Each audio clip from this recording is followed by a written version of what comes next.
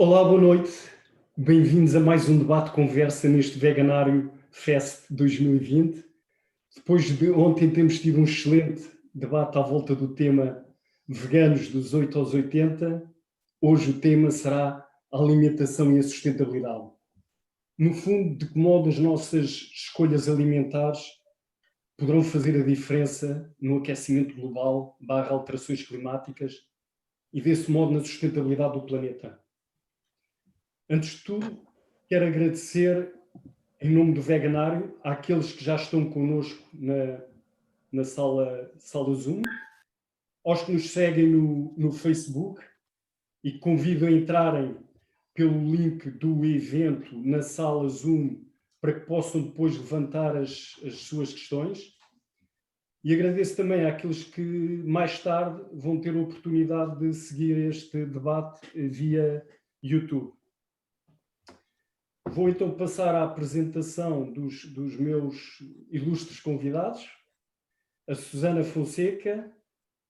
Obrigado, Susana. Doutorada em Sociologia pelo ISCTE e é fundadora e membro da Direção Zero, onde coordena a área Sociedades Sustentáveis e Novas Formas de Economia e onde atualmente colabora. Faz parte também do grupo de fundadores da Copérnico, a primeira cooperativa de energias renováveis em Portugal.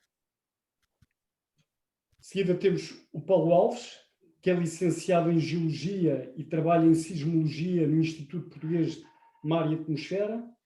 É vegetariano há cerca de 27 anos, é um dos fundadores da Quinta dos Sete Nomes, cooperativa ecológica iniciada em 2007 em Colares. Pertence também ao coletivo Climáximo, onde participa no arranque de uma nova campanha sobre justiça alimentar. Obrigado, Paulo, pela tua presença. Apresento-vos de seguida também a Inês Mália Sarmento, tem 20 anos e é ativista. Há muitos anos começou a fazer a transição para o regime vegano, que pratica desde há 2 anos. No 12º ano, a sua tese da área de Biologia sobre a sustentabilidade ambiental foi sobre sustentabilidade ambiental. Faz parte do coletivo Climáximo, onde luta pelo clima. E obrigado também, Inês, pela tua disponibilidade para estares aqui connosco hoje. A Luísa Guedes tem 24 anos e é de Barcelos, do Norte. Aos 18 anos tornou-se vegana e foi aí que começou a sua caminhada como ativista em Lisboa, já em Lisboa, com grupos como a Ação Direta e mais tarde a Animal Save Portugal. Atualmente dedica-se ao ativismo pelo clima na área do impacto provocado pela pecuária. E, portanto, falta apresentar-me, portanto, eu sou o José Lobato e sou o apresentador, moderador desta conversa. Quero só passar-vos aqui também algumas informações relativas às regras para este debate-conversa. O tempo será de aproximadamente 1h30. E quanto às questões que queiram levantar, portanto, durante a nossa discussão, ou debate dos vários subtemas, escrevam-nas no QIA, que aparece cá em baixo na barra inferior. Não usem o chat para levantarem as questões, usem o QIA, e nós, dentro do possível, iremos tentar responder às vossas questões ou levantá-las aos nossos participantes ou responder diretamente no QIA. E, basicamente, as regras são essas. Isto, mais do que um debate formal, será uma conversa entre um grupo de pessoas que se vão conhecendo.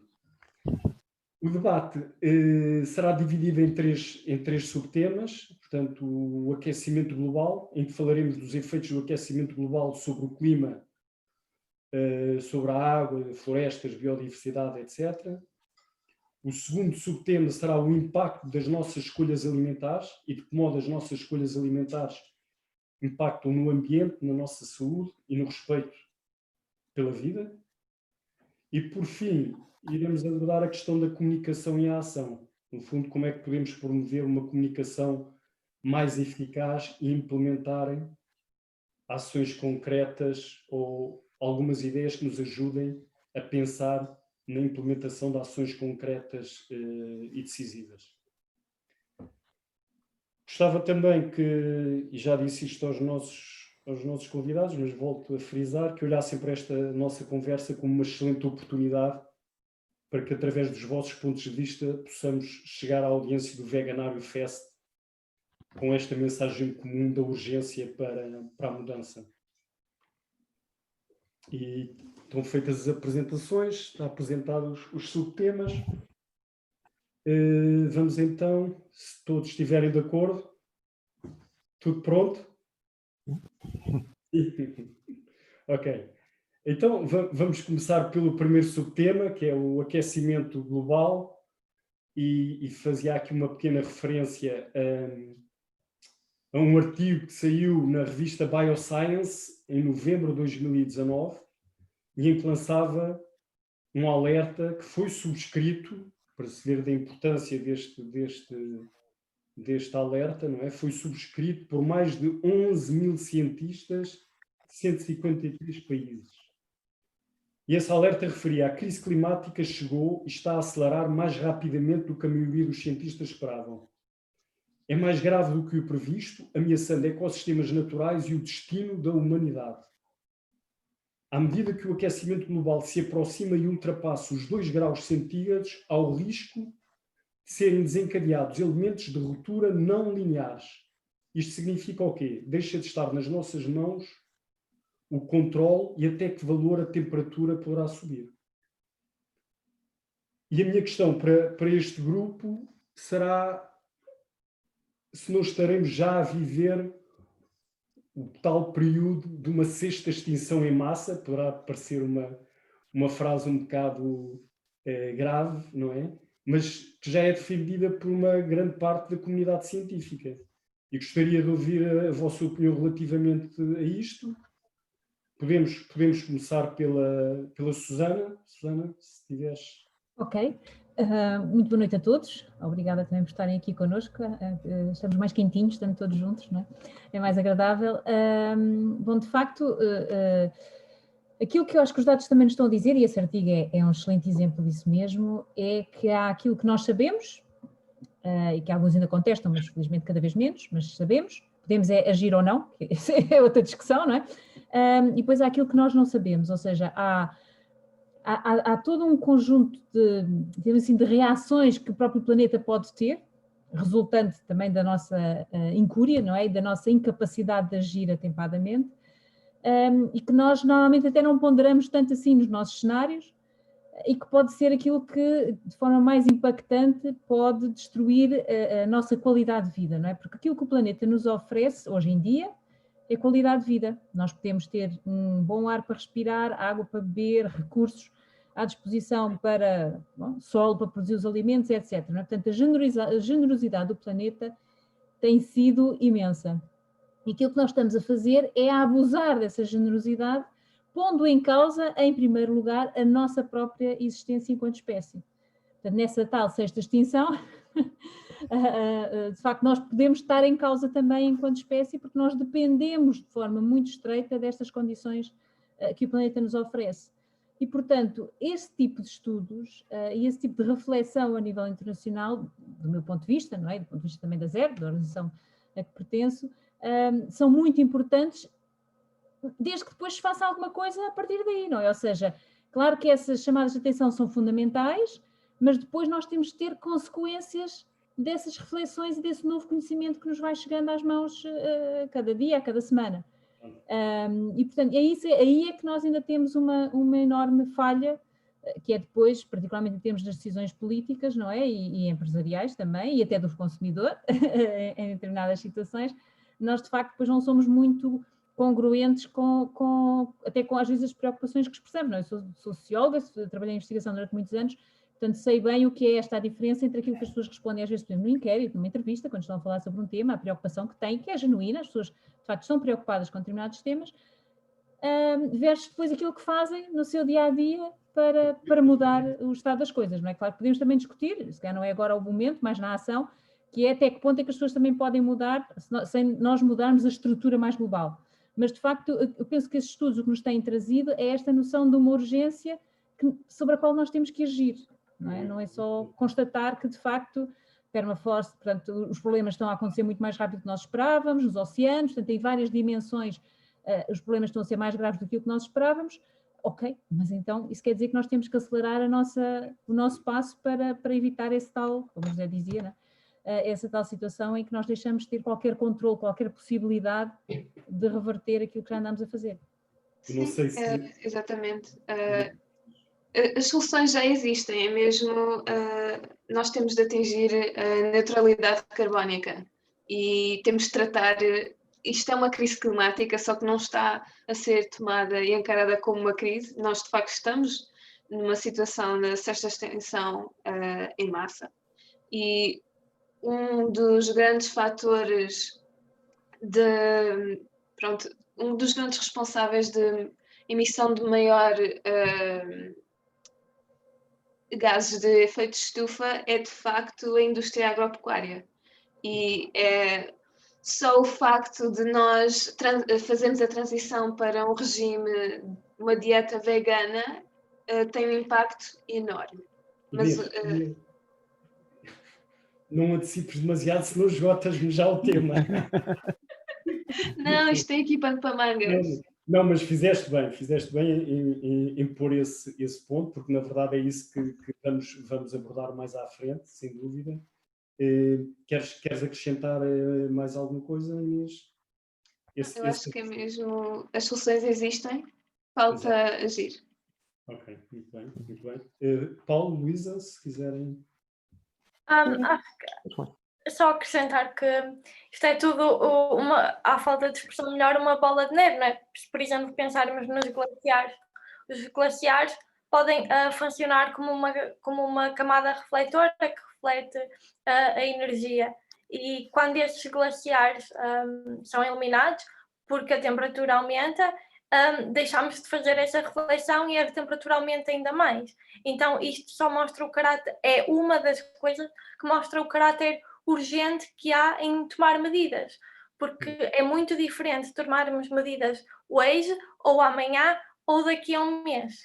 Muito bem, muito bem. Paulo? Sim, eu queria falar um bocadinho do ponto de vista da geologia. Alterações climáticas é uma constante. O clima está sempre a mudar e a própria existência de vida altera imenso as condições da atmosfera e da maneira como todos os outros organismos interagem com essa atmosfera. Antes de aparecer a vida no nosso planeta, o nível de CO2 equivalente era quase 100 vezes superior ao que é atualmente, e vivíamos ninguém vivia. Havia um efeito de estufa gigantesco. E até há pouco menos do que 200 anos, nós éramos uma espécie, essencialmente como qualquer outra, que vivia daquilo que estava disponível, e aquilo que estava disponível em termos de energia vinha praticamente do Sol. E cerca de 1800, meados de 1800, a partir do momento em que começámos a usar energias fósseis, muito progressivamente e agora cada vez de uma forma cada vez mais rápida, o panorama mudou muito, e faz um bocadinho a impressão uma frase que a ativista Greta Thunberg disse há poucos dias atrás, que desde que ela nasceu, a humanidade atirou para o ar 1/3 de todo o CO2 que a humanidade fez. E ela não nasceu, há 17 anos atrás.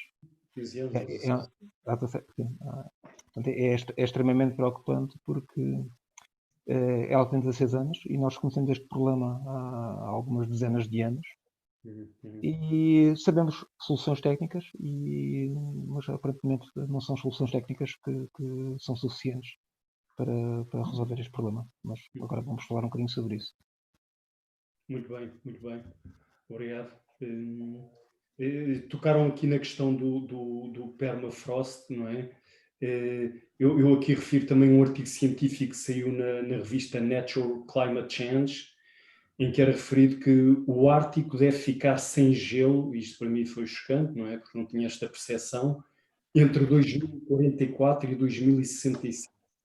Ou seja, a NASA afirma que o degelo do Ártico está a provocar a liberação de grandes quantidades de metano, que está a conter o gelo, aumentando assim o efeito estufa e acelerando o aquecimento global. 2044, estamos a falar daqui a 24 anos. Portanto, e de repente isto parece-me extremamente preocupante e pelo facto de estar a acelerar de modo completamente descontrolado a emissão de gases de efeito estufa e, consequentemente, o aquecimento global. Eu não sei se estão a falar de fim de gelo durante o inverno ou durante o verão. Porque é um bocadinho diferente. E o final do gelo no Ártico durante o inverno é extremamente preocupante, mas esperava-se que a temperatura subisse mais uns 2 ou 3 graus, e nós até agora subimos cerca de 1,1 grau.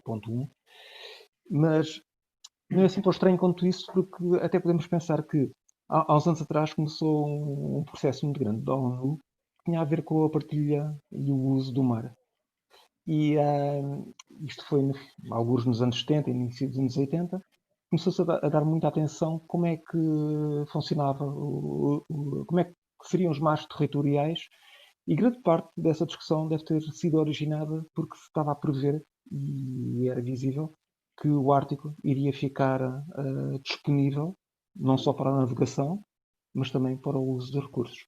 Portanto, são meia dúzia de cães assanhados à busca de um osso, e isto é daquelas coisas que é estranha, porque as alterações climáticas são algo que os políticos não querem saber para aquilo que não lhes dá jeito, mas percebem perfeitamente que lhes dá jeito para algumas coisas, e o uso de recursos que estavam inacessíveis passam a estar acessíveis.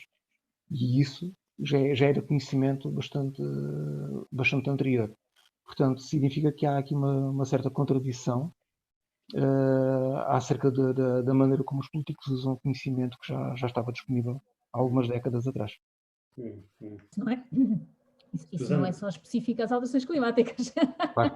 Não é? As incongruências da ação política, basta ver o interesse que suscitou a possibilidade de exploração de petróleo e de gás em Portugal, não é? Quer dizer, por mais discurso que se tivesse sobre neutralidade carbónica, sobre a importância das alterações climáticas, a ideia de que Portugal pudesse conter, não é, no seu território um recurso que é ainda é muito requerido, não é, a nível mundial, viu-se bem as divisões e as incongruências também em termos de ações, e vê-se agora também com a questão do lítio, não é? Que não está bem na mesma posição, obviamente, não é? Porque o lítio é um recurso usado para outros fins, e até em alguns aspectos utilizado, por exemplo, em áreas que nos são caras, não é? Da utilização de energias renováveis, do aproveitamento das energias renováveis e etc. Mas a forma como se olha quase com uma avidez, não é? Por qualquer exploração de um recurso, sem pensar até, por exemplo, se a tecnologia, toda a tecnologia que estamos aqui a tentar sempre instigar cada vez mais e mais e mais inovação, etc., se isso é sustentável também. Não é? Porque quando nós falamos das alterações climáticas, eu acho que o principal é nós percebermos que as alterações climáticas não são são uma consequência de um problema maior, do meu ponto de vista. Eu às vezes discuto isso com os meus colegas, porque eu não sou quem coordena a parte das alterações climáticas, mas eu sou mais da parte do consumo e da produção, e portanto o que eu digo é o problema está na forma como nós produzimos e consumimos.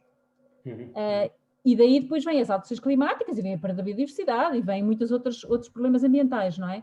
Portanto, se nós não questionarmos o modelo de produção e consumo, onde a alimentação é uma componente, mas não é a única, dificilmente nós vamos resolver o que é que seja em termos de alterações climáticas. Não há neutralidade carbónica sem questionar o modelo de produção e consumo. E isso é que pouca gente quer pensar, especialmente os políticos, não é? Exatamente. Nós, como consumidores, temos uma responsabilidade enorme. E, como o ditado diz, o poder está no povo, porque é mesmo, isto tem de ser uma mudança sistemática, mas tem de começar pelo consumidor, porque tem a ver mesmo com aquilo que tu acabaste de dizer, que é a oferta-procura. Embora eu aqui, como socióloga, tenho que trazer aqui, eu peço desculpa estar aqui outra vez a falar, mas porque, e até na Zero nós temos muito essa posição, ou seja, há uma parte da responsabilidade do consumidor, e o consumidor tem um papel fundamental, mas há componentes que é muito difícil para o consumidor conseguir mudar.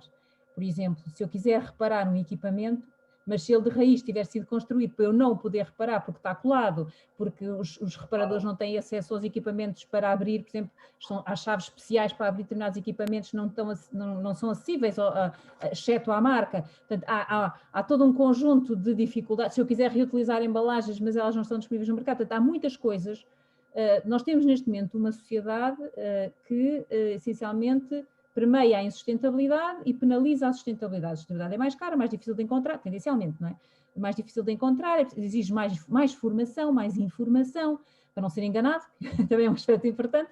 Portanto, é mais difícil ser sustentável do que ser insustentável. E enquanto nós não mudarmos isto, não vamos mudar nem o modelo de produção e consumo, nem as alterações climáticas, nem vamos conseguir travar, não é travar, mas reduzir um pouco este impacto que estamos a ter.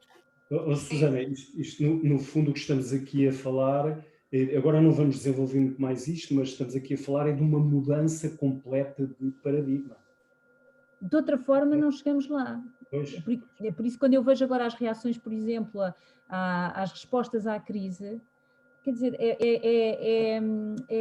como é que eu ia dizer? Eu não quero dar aqui palavras negativas, mas quer dizer, é desesperante às vezes, não é? Ver o que está nos planos. Uma visão de muito curto prazo. Não é? De curto prazo é igual ao que era antes, quer dizer, parece que não se aprendeu nada, não se consegue fazer nada diferente, já estão digamos que, já está tudo assanhado, não é?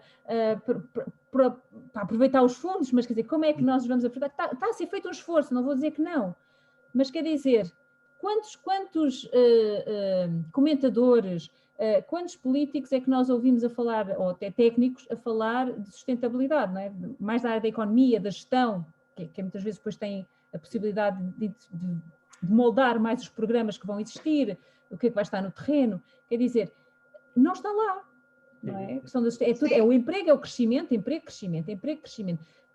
Sem se perceber, às vezes, se aquele emprego que está a criar é um emprego sustentável ele próprio, não é? Se não é mais do mesmo, em precariedade, etc.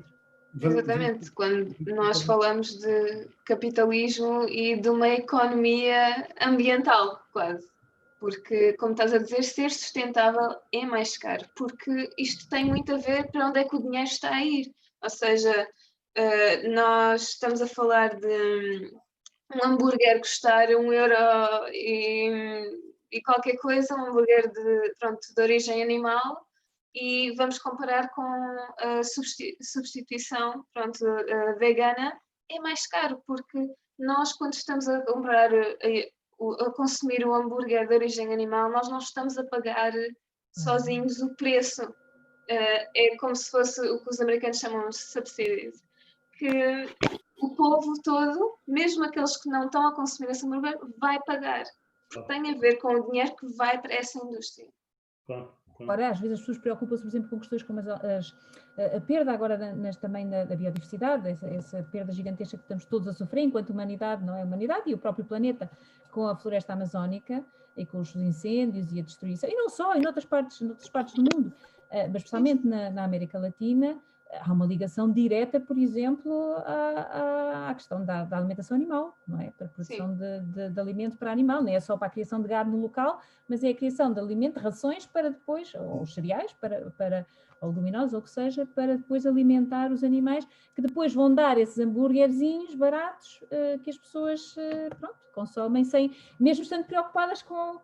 Mas lá está, o que é que a pessoa não consegue rastrear, quer dizer, a pessoa não consegue saber se o hambúrguer que está a comprar no talho, ou quando vai a uma dessas grandes cadeias, de onde veio a carne, ou de onde é que veio a ração para aquela carne. Isso tem que ser uma alteração mais estrutural, de haver regras, como agora se está a pensar também a nível europeu, vamos ver o que é que sai, mas de facto de se criarem algumas regras para que os produtos que entrem no mercado europeu tenham que ter credenciais, não é? Saber a origem. Mas, por exemplo... Sim, Luísa. Sim. Os subsídios muitas vezes não é só para a carne ou para os animais diretamente. Aqui em Portugal também se subsidia a ração para animais. Há bastante cultivo de milho, principalmente aqui no Minho, e esse milho é subsidiado. Portanto, não só os animais, mas também a própria ração é subsidiada.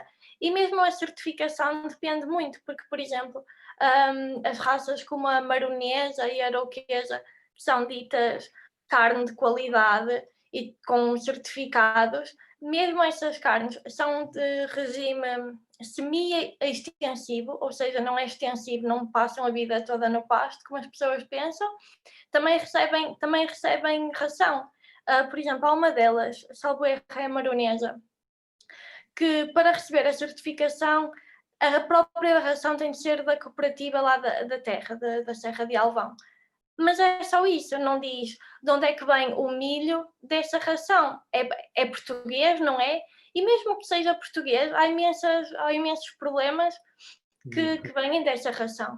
E mesmo também, neste caso, eles são semi-extensivos, mas mesmo que seja completamente extensivo, só o uso de terra desta área para a pastagem dos animais não é um uso sustentável, porque se usarmos esta área para a plantação de comida para humanos é muito mais sustentável.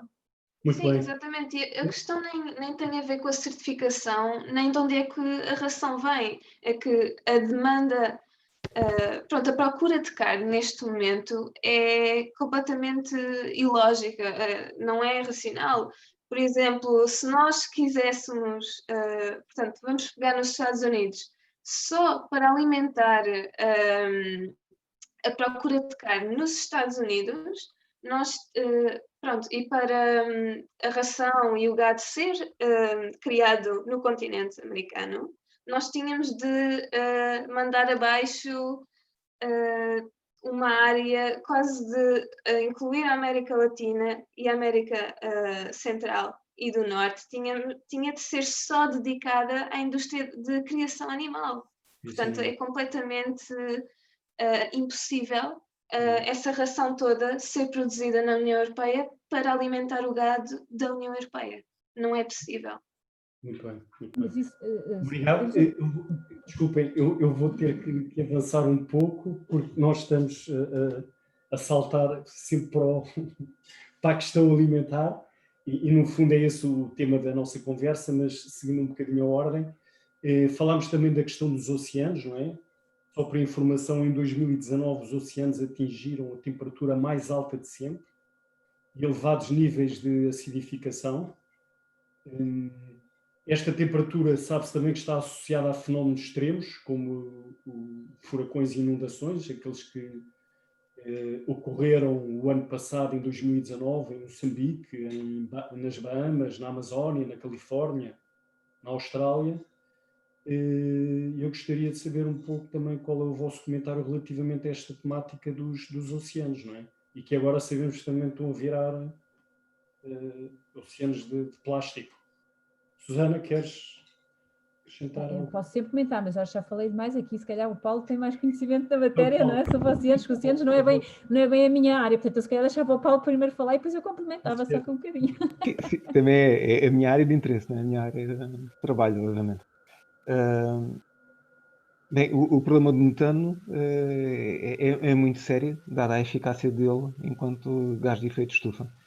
E o facto de todo o planeta estar a ficar mais quente, porque foi iniciado através de um processo de antropogénica, a libertação do CO2 para a atmosfera, contribuiu para o aquecimento e para uma maior retenção da reflexão da energia solar.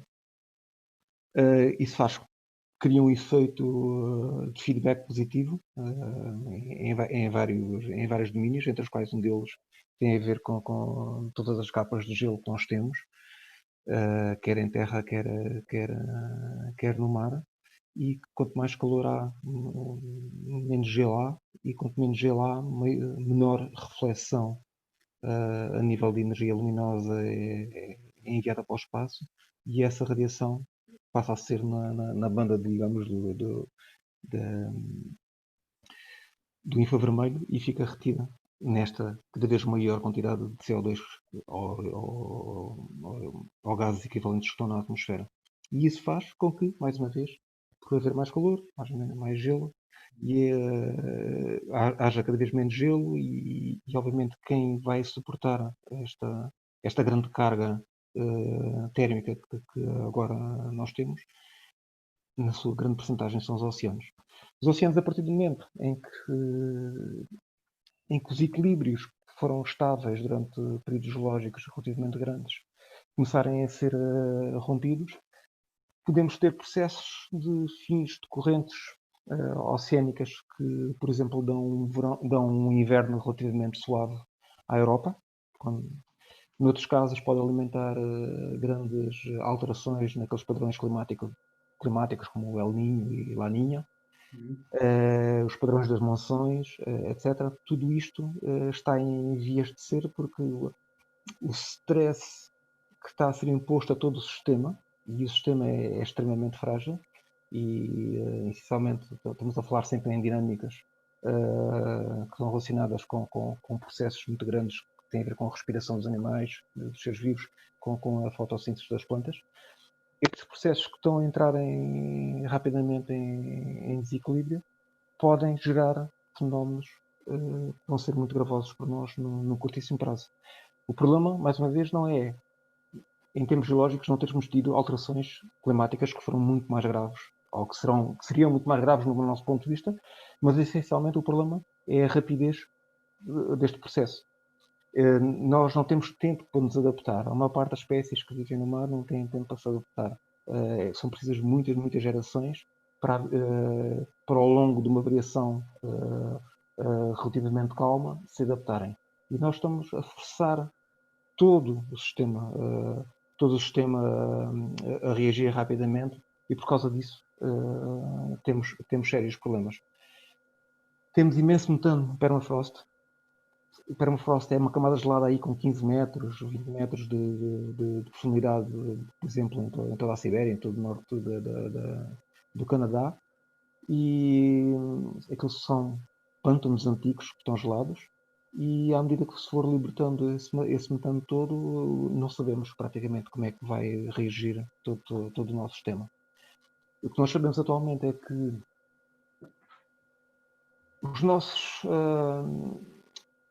as nossas notícias do dia a dia, aquilo que são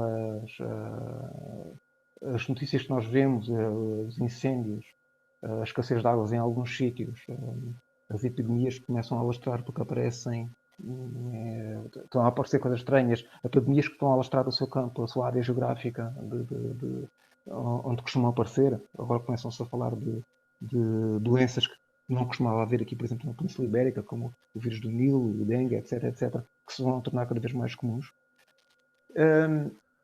Migrações de pessoas. Este tipo de coisas é perfeitamente condizente com o sistema climático que está a mudar, mas nós não queremos reconhecer estes problemas como se fossem problemas isolados, e não queremos reconhecê-los como fazendo parte de toda uma narrativa. Há uma narrativa que passa por cima disso tudo, que é a narrativa de tentarmos manter o nosso crescimento económico para mantermos as nossas mordomias, porque é muito agradável viver com esta disponibilidade de energia que vivemos. É fantástico. Paulo, deixa-me aqui acrescentar só um ponto. Eu venho do mundo das minas, e é importante perceber que geralmente, todos os anos são calculadas as reservas geológicas de uma determinada exploração. E é engraçado que aquilo que se espera, sobretudo o grupo de acionistas de uma determinada mina, não é? Aquilo que espera é que as reservas geológicas disponíveis para exploração não reduzam de ano para ano. E, portanto, só dessa forma é que os acionistas se mantêm a investir nessa empresa. E depois é engraçado, quando tu fazes esta extrapolação para o mundo do petróleo, e houve alguém que fez esse cálculo e fez uma estimativa de todas as reservas declaradas por todas estas empresas petrolíferas, chegou-se à conclusão que o nosso planeta não permitiria a exploração destas reservas. Portanto, teríamos de ter 5 planetas para que fosse possível explorar todas as reservas declaradas. Portanto, mesmo sabendo nós que os valores que estão a ser apresentados não são execuíveis, ainda assim aceitamos, porque do ponto de vista de especulação, de investimento, de ações, são essas as regras do jogo, não é? Eu vou sair aqui durante 30 segundos, vou buscar uma coisa que vai ajudar a explicar bastante bem a situação. Eu volto já.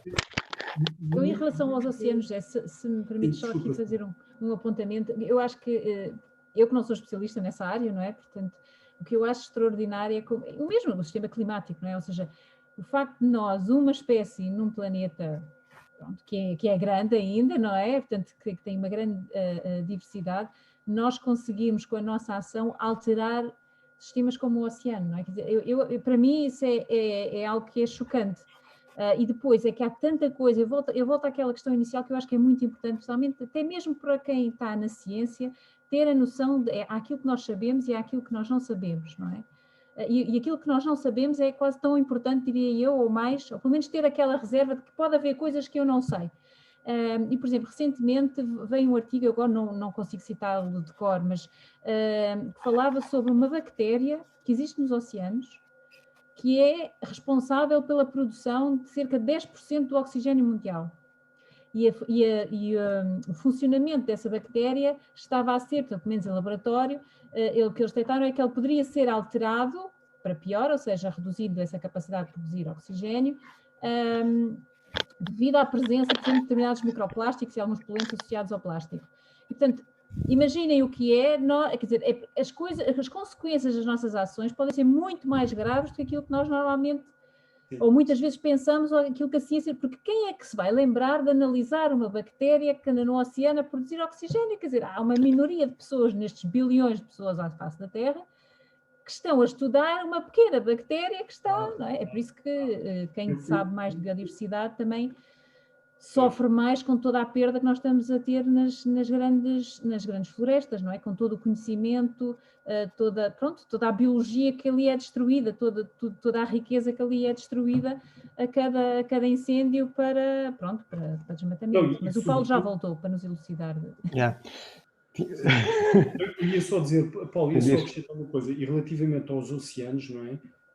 O entendermos isto e o querer revertermos este processo não se consegue reverter em pouco tempo, não é? Porque, entretanto, aquilo que fizemos ao oceano em termos de aquecimento do próprio oceano, não é? É um processo que não é possível reverter num curto espaço de tempo, não é?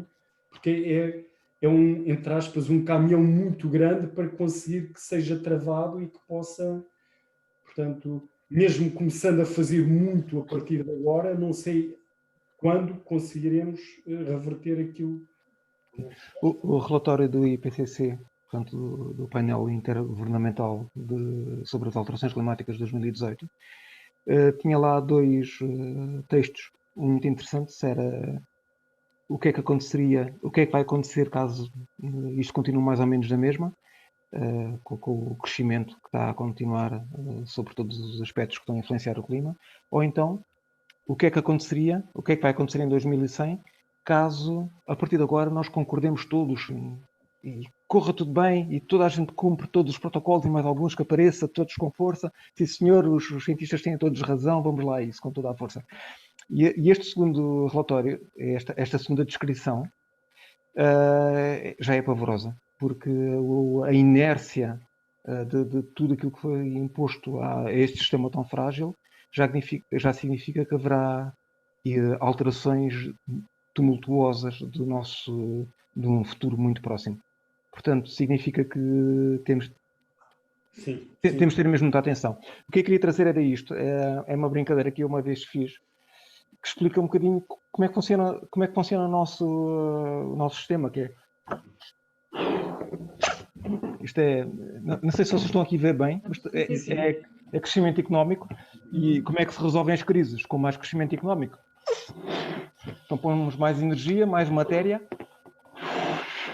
e depois pode haver uma crisinha, e então temos que fazer mais crescimento económico. Pronto, e pode haver uma crisinha que isto diminui um bocadinho, não cresce tanto, mas ok, vamos crescimento económico para tentar resolver a situação. Pronto, e assim continuamos, porque somos inteligentes e sabemos que a resposta sempre é crescimento económico, não é? Crescimento económico é a resposta para tudo, não é? Então vamos continuar a fazer crescimento económico. Pronto, e a pergunta é sempre, até quando? Porque isto tem um limite, claro. É arrebentar, não é? É a velha ideia de um crescimento constante num planeta finito. Quer dizer, claro. Por mais engenho, por mais eficiência, por mais qualquer coisa, há limites, e acho que é esse pensamento que para muitas pessoas é muito difícil, não é? Basta ver, mesmo agora, por exemplo, a questão do turismo, eu sei que não tem tanto a ver com o tema de hoje, mas liga-se com a questão de como é que nós pensamos a sociedade, não é? Susana, eu depois vou querer ouvir a opinião daquelas que têm o futuro mais comprometido, que são as... Então, passamos já elas sempre. Susana, por favor, conclui. Não, é porque eu faço muitos desvios, fazes muito bem em controlar-me, senão isto é um caos total. Força, Luís ou Amália, quem quiser. Eu queria só voltar um passinho atrás, ainda voltar aos oceanos, peço desculpa, mas eu sei que o José disse que ainda estamos na parte das alterações climáticas e que mais tarde chegaremos à parte de debater como é que a nossa alimentação impacta nisto. Mas o problema é que não dá para separar isto. Por exemplo, mesmo na parte dos oceanos, há uma ilha de plástico, que é basicamente por causa das atuais correntes, o plástico de grande parte do mundo junta-se numa parte do Pacífico. E é só plástico. E 46% deste plástico são só redes de pesca. Isto não está a contar com armadilhas de caranguejos, de polvos, mais nada, só redes de pesca. E isto é grave e não podemos fazer uma coisa sem a outra. E mesmo nas nossas costas, se formos fazer uma limpeza de praia, é visível o número de redes que temos, de armadilhas que temos. E às vezes é ingrato ver as pessoas com a maior boa vontade a fazer recolhas e recolherem imensas redes e dizerem, sim, vou deixar de usar palhinhas, não é? Concordo plenamente que tem de ser uma mudança de sistema, sem dúvida, mas as pessoas também têm que estar alertadas para este facto de qual é o sistema, que partes do sistema é que queremos mudar, quer dizer, não é porque não é só palhinhas que vai resolver o problema do oceano.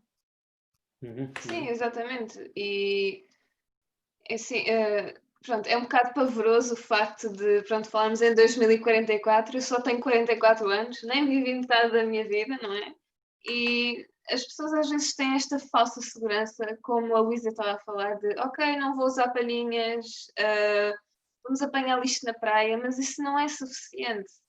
Não é suficiente, porque, por exemplo, há um ditado que diz que é quando os oceanos morrerem, nós morremos. Porque, de facto, se não houver toda a flora e a fauna para encarcerar todo o dióxido de carbono que existe, e os oceanos também regulam a temperatura do planeta, portanto, são como marca frigorífica gigante.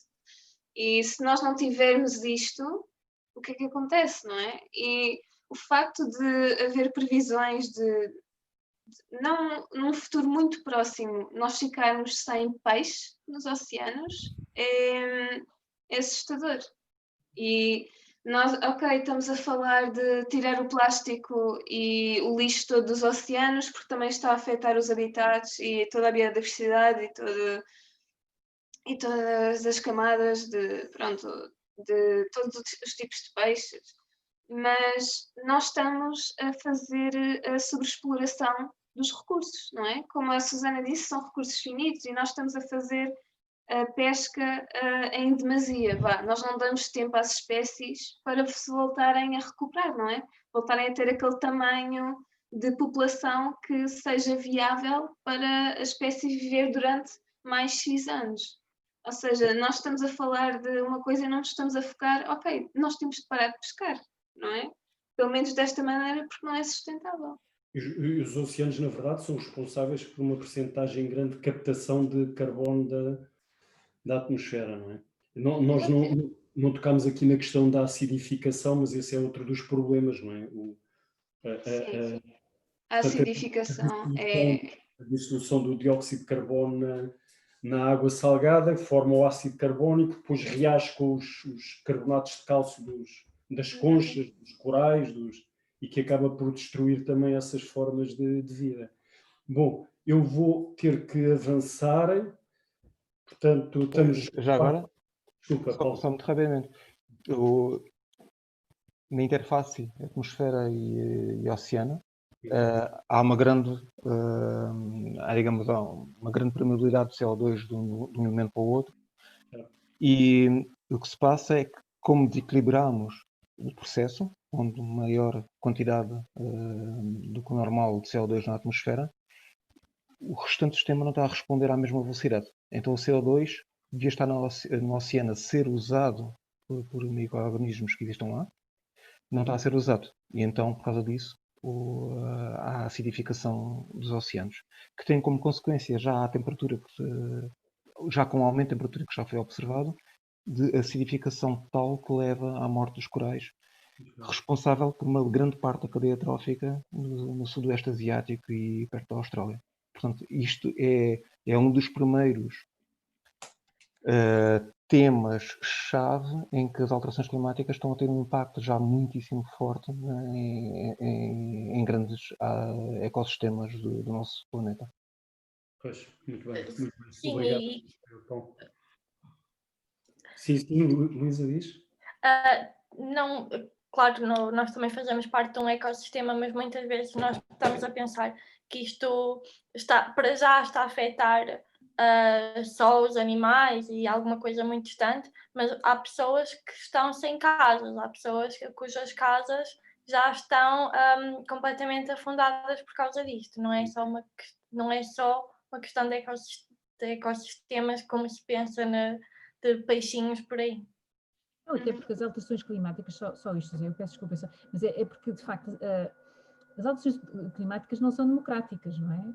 Um fenómeno extremo em Portugal ou num país europeu, como agora, por exemplo, está a acontecer em França, não é? Com aquelas chuvadas intensíssimas, ou isto acontecer, por exemplo, em Moçambique, ou num outro país, digamos assim, com menos recursos, o impacto é completamente diferente. Portanto, aquilo que nós continuamos, as alterações climáticas vêm agudizar desigualdades que já existiam e agudizar também a injustiça, não é? Porque muitos destes países que não têm agora capacidade para responder a estes fenómenos extremos, podem ser cheias, podem também ser secas, por exemplo, pouco contribuíram para este problema, não é? Que de facto está mais focado em determinados países, que deram um contributo muito maior. Claro que alguns hoje em dia, se estamos na China ainda, então são grandes contribuintes, mas per capita continuam a não ser os que mais contribuem, não é? E este tipo de injustiça acaba por depois ter um impacto muito negativo também na própria vivência das pessoas, não é? Das sociedades, da forma como eles estruturam e como podem também proporcionar condições de vida, boas condições de vida aos seus, pronto, a quem lá reside, não é? E termina. Muito bem. Obrigado, Susana. Mas por falar em sumidores de carbono da atmosfera, temos o oceano e temos as florestas, não é? Portanto, não sei, Luísa, queres ou Inês fazer algum comentário relativamente a esta questão das florestas? Portanto, há bocado tocava-se na questão dos incêndios, portanto, tem um duplo. Eu acho que quando se fala na desflorestação, se fala muito dos incêndios, mas não se fala da maior causa da desflorestação. Por exemplo, se falarmos na Amazónia, 91% de toda a desflorestação na Amazónia o responsável é a criação de gado e de agropecuária. Porque para criar gado tem de haver uma condição muito específica de solo, não é? Não pode, tem de se criar espaço para ter o gado. Não pode haver aquelas árvores todas e toda aquela biodiversidade e todos aqueles animais e plantas ali no meio, não é? E, de facto, quando nós falamos tudo na crise climática, tem a ver com... Porque isto está tudo interligado, não é? São todos sistemas. E eu acho que se foca muito nos incêndios, que já é uma consequência, e não se fala do grande responsável, que é, de facto, a indústria agropecuária. No fundo, a desflorestação tem dois impactos bastante negativos e que estão ligados, não é? O incêndio por si só, porque emite muito dióxido de carbono para a atmosfera e, entretanto, desaparece a capacidade, desaparece a floresta e, dessa forma, a capacidade de captação do dióxido de carbono ou do carbono na atmosfera. Portanto, é um efeito negativo duplo, não é? Precisamente. Há também outro impacto da desflorestação, que é a possibilidade de criação de mais pandemias, ou seja, quando nós eliminamos este habitat, os animais vão estar mais em contacto connosco e isto possibilita a transmissão de doenças que podem originar pandemias. Isto está escrito no relatório da FAO, que é uma organização da ONU, que foi escrito em foi estudado em 2013 e fala de tudo isto, todas as origens, e mesmo assim, 7 anos depois, estamos onde estamos, não é? Sim, Pronto. exatamente. Com isto acabámos o debate, porque íamos acabar com a pandemia. É sim, mas se falarmos de Não. pandemia, podemos voltar também ao degelo e ao permafrost, porque com todo o degelo que está a acontecer, para além de toda a libertação de metano que está ali encarcerada, congelada, nós também estamos a libertar vírus, não é?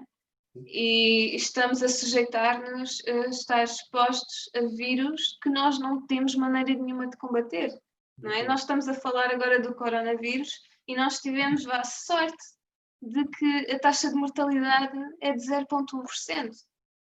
E nós estamos basicamente a roleta russa de quando é que vai atingir uma mortalidade, por exemplo, 2, 3%, como foi a gripe espanhola em 1900 e picos.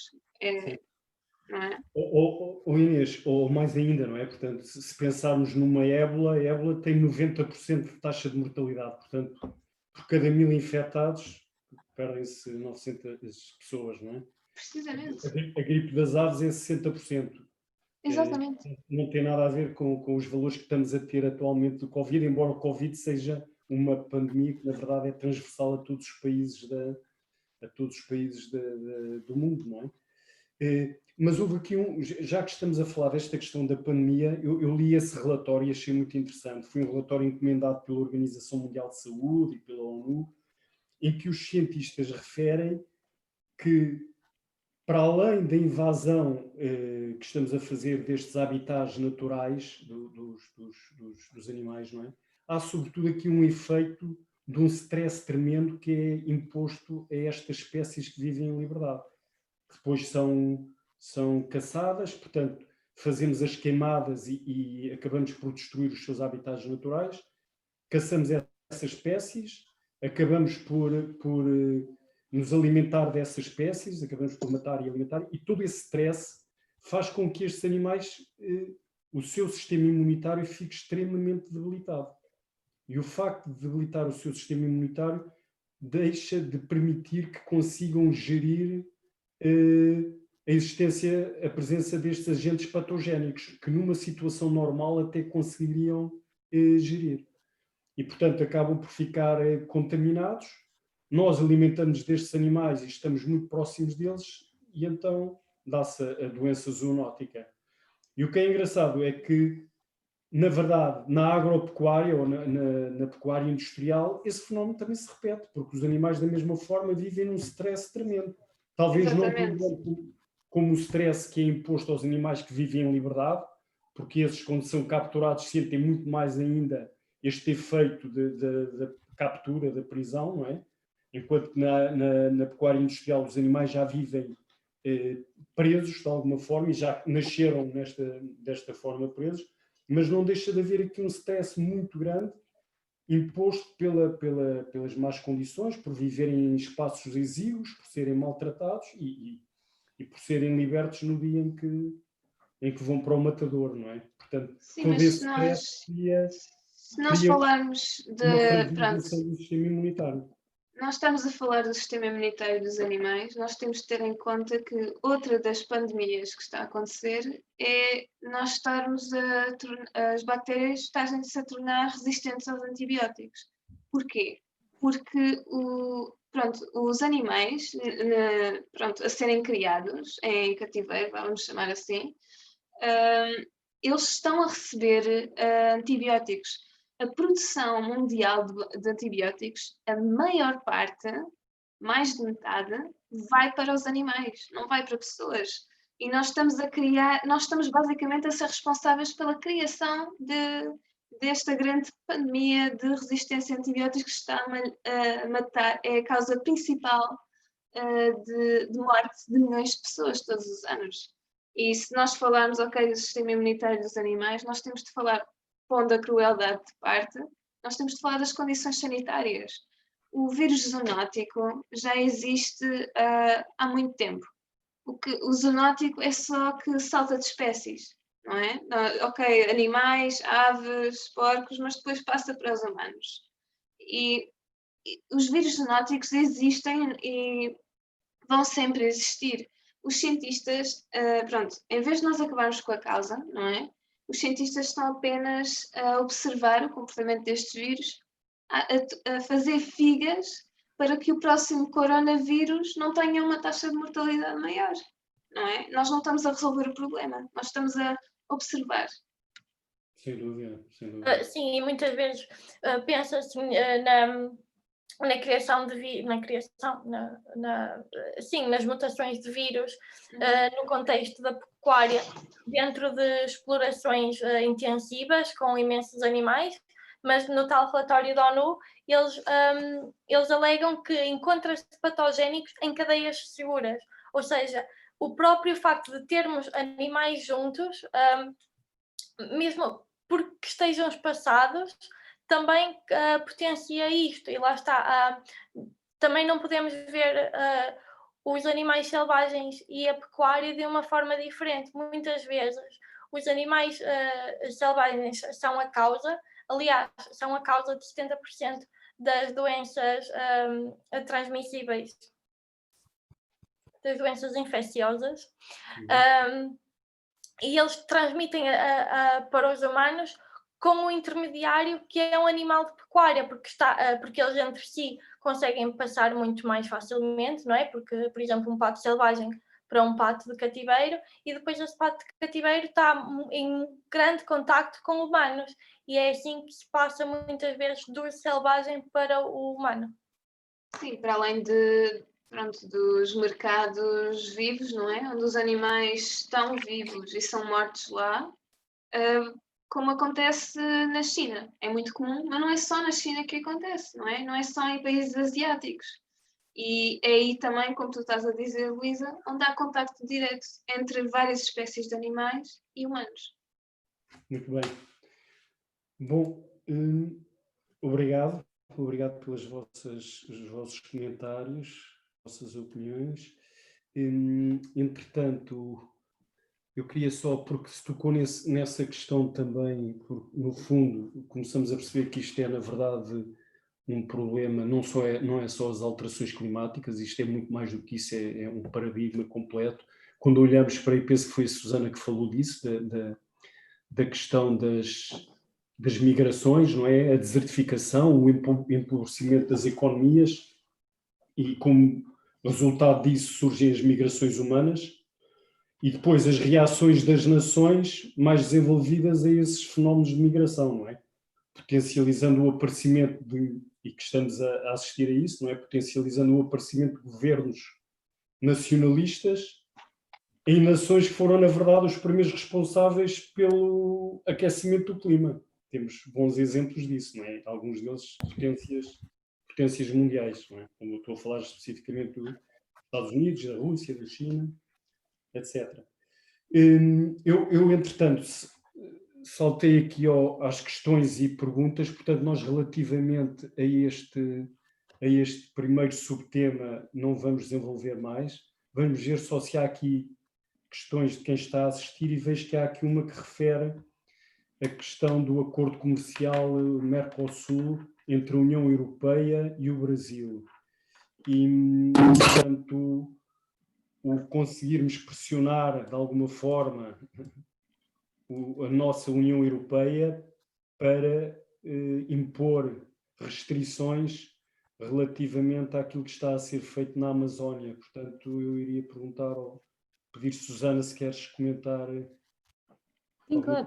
Assim, este acordo é, tal como grande parte, se não mesmo todos os acordos comerciais que a União Europeia já negociou e vai continuar a negociar, eventualmente no futuro, são um desastre do ponto de vista da sustentabilidade. Não é? São acordos que não têm tudo o que é normalmente cláusulas de sustentabilidade, de proteção ambiental, proteção de direitos dos trabalhadores, é tudo mais ou menos voluntário, ao passo que tudo o que é dar direitos às empresas, de pressionarem os governos e até levarem-nos a tribunal, no caso deles desenvolverem uma legislação, por exemplo, que não vai ao encontro dos interesses das empresas, está lá tudo muito obrigatório, muito claro, e está o processo muito oleado.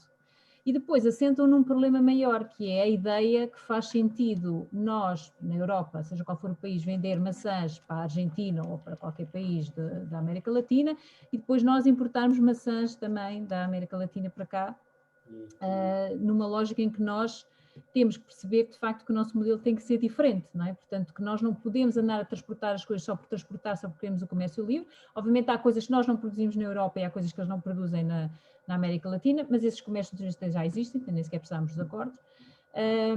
Agora, esta ideia de eu vendo vinho, mas importo vinho teu, eu vendo carne, mas importo carne tua, quer dizer, isto do ponto de vista da sustentabilidade não faz qualquer sentido e há muito poucas pessoas que tenham coragem de dizer isso. Basta ver, ainda hoje houve votações no Parlamento Europeu por causa desta questão, não é? Porque há uma, digamos assim, uma perspectiva mais ou menos maioritária, podemos dizer, no Parlamento Europeu, que é contrária à aprovação deste acordo, tal como ele está neste momento no papel. Porque como ele está, nós não temos qualquer salvaguarda, nem temos qualquer capacidade de travar ou de influenciar o que está a acontecer no Brasil. Aliás, o acordo foi negociado, ainda hoje saiu uma página da Greenpeace a desmistificar, não é? A desconstruir os mitos à volta disto. E um deles é esse, não é? A ideia que se nós tivermos um acordo nós vamos conseguir influenciar mais as políticas que são seguidas no Brasil. Isso é falso, porque tudo o que aconteceu nos últimos 2 anos, digamos, desde que essencialmente o Bolsonaro foi eleito, aconteceu durante o período em que o acordo já estava a ser negociado, em que as partes supostamente já queriam mostrar boa vontade e capacidade de colaborar e de cumprir as regras, digamos assim, que parte a parte estavam a ser levadas para cima da mesa. E nada disso aconteceu, portanto ele fez o que quis, infelizmente para todos nós e principalmente para o país, não é? E para as pessoas que lá vivem, mas fez o que quis e o que continua a querer, e portanto estes acordos de facto não têm dentes, podemos dizer assim, não é? Não têm garra para travar a insustentabilidade, tem garra para travar a sustentabilidade, o que é extraordinariamente grave. E, portanto, nós não somos, obviamente, apologistas de nenhum destes acordos, não temos tido capacidade, mas felizmente nós temos cá em Portugal a plataforma Troca, que tem trabalhado esse tema, e nós não temos tido capacidade de trabalhar o tema, mas, de facto, os acordos comerciais na Europa são ainda completamente um espelho do modelo que eu chamaria de antigo, mas que na ideia de que vai vir aqui um novo, não é?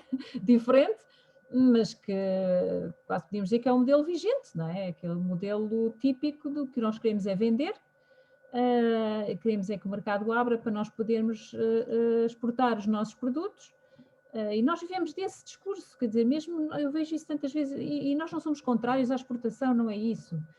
Mas nós temos é que perceber que não faz sentido andarmos a trocar bens que há dos dois lados. Se nós não produzimos bananas suficientes e gostamos muito de banana, então está bem, podemos importar algumas bananas, mas não faz sentido estas trocas. E esse questionar não existe, e nós vemos isso nos grupos, os grandes grupos políticos, mesmo no Parlamento Europeu, estão agora a travar um bocadinho o seu apoio a este acordo, porque, em termos de opinião pública, a questão dos incêndios na Amazónia tem um impacto muito significativo. Estás em silêncio, José. Se me queres interromper, tens que pôr...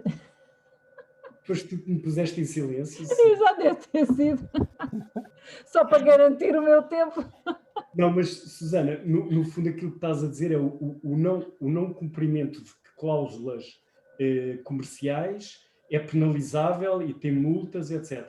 O não cumprimento de cláusulas ambientais é uma questão de boa ou má fé, não é? Acha que se... Sim, em alguns casos é mesmo, quer dizer, não há forma é uma questão de... Está lá, há normalmente um capítulo, agora já introduziram um capítulo da sustentabilidade, mas que não tem as mesmas garras que está do outro lado, portanto, nem é esse o âmbito do acordo, não é? Aquilo é como agora ter a disciplina, sei lá, de ambiente ali ao lado, as disciplinas todas não ensinam nada sobre ambiente, nem sustentabilidade, mas depois tens ali a disciplina da sustentabilidade, é a mesma coisa, tens ali o capítulo, mas todo o resto, todo o enquadrado, daqueles são centenas de páginas que estes acordos têm, não tem nada de sustentabilidade lá dentro. É tudo pura negócio, facilitar ao máximo, e depois dizem que é para as PMEs e não é verdade, porque as grandes empresas são quem mais retira benefícios destes acordos, não quer dizer que algumas PMEs também não sejam beneficiadas, não é? Obviamente, está algum comércio, mas em geral, quem tem facilidade de acesso a estes mercados, que são mais as grandes empresas, aquilo está virado para eles, eu até diria que aquilo é feito por eles em larga medida, porque há muitas trocas de influências nestas fases de negociação dos acordos e as associações industriais são extremamente ativas, não é? Durante estes processos de negociação para tentar fazer valer os seus interesses. Os seus interesses, não é os interesses nem do país, é os seus interesses, portanto, daquele setor. E, portanto, a nossa esperança é que haja, de facto, mas o único problema não é com este acordo agora com a América Latina, não, o acordo com o Canadá, que já está assinado, quer dizer, falta a ratificação nacional, mas já está, assim, a grande parte do acordo já está em aplicação, e já se estão a detectar imensas falhas com o Canadá, em termos de implementação, porque há coisas, agora não tenho tempo, mas uma delas tem a ver com a carne, a importação da carne e a questão da utilização de hormonas de crescimento no Canadá, que são proibidas na Europa. Eles não estão a conseguir controlar as cadeias, como tantos ativistas já tinham explicado na fase da negociação, que não ia ser possível, e portanto iam-se criar aqui uma situação de grande desigualdade, que depois é usada, que isto é porque as condições, digamos assim, para os canadianos, podem usar estes mecanismos artificiais para fazer os animais crescerem, supostamente dão-lhes vantagens competitivas. E depois temos deste lado do oceano os agricultores e os produtores de animais, não é, da Europa a dizer, mas então eles têm condições tão vantajosas, se calhar temos que também flexibilizar aqui algumas coisas, porque nós não conseguimos competir com... Portanto, isto depois é usado parte a parte Copiamos para o mau baixar. exemplo. Para copiar o mau exemplo. Muito bem. Querem acrescentar mais alguma coisa? Portanto, vamos fechar o primeiro subtema e íamos entrar no segundo tema. Será sobre o... Não sei se querem acrescentar mais alguma coisa, se não avançamos.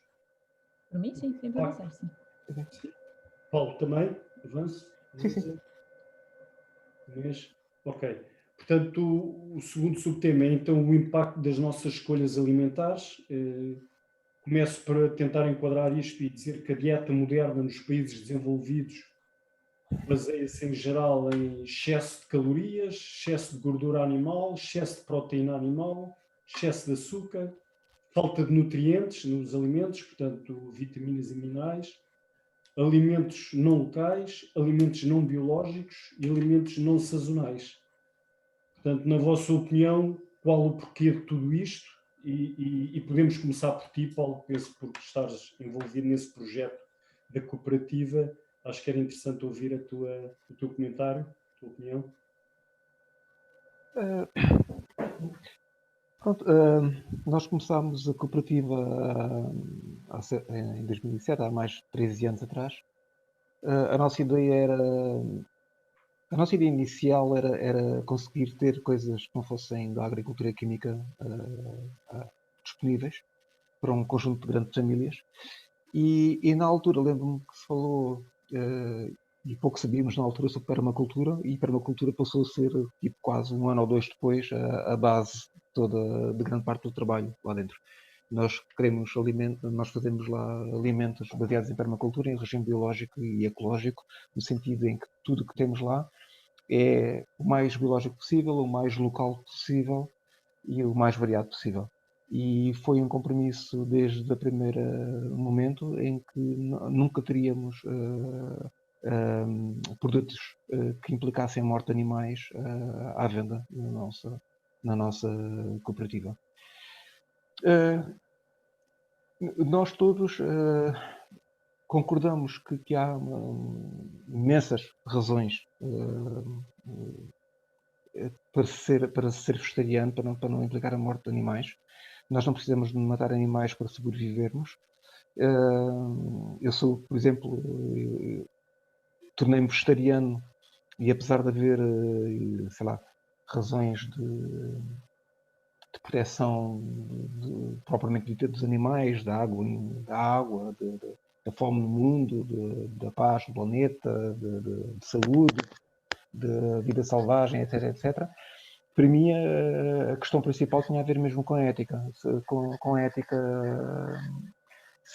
se eu não quisesse Se eu não quero matar animais, eu não tenho direito nenhum de pedir a alguém que mate animais para eu comer. Portanto, para mim isto servia como... nem precisei de mais nenhum argumento, e foi o argumento que eu consegui encontrar dentro de mim que foi suficiente para deixar de comer carne e peixe, não por não gostar, mas porque, ok, se eu não faço isso, não vou pedir a ninguém que faça as coisas que são desagradáveis para mim.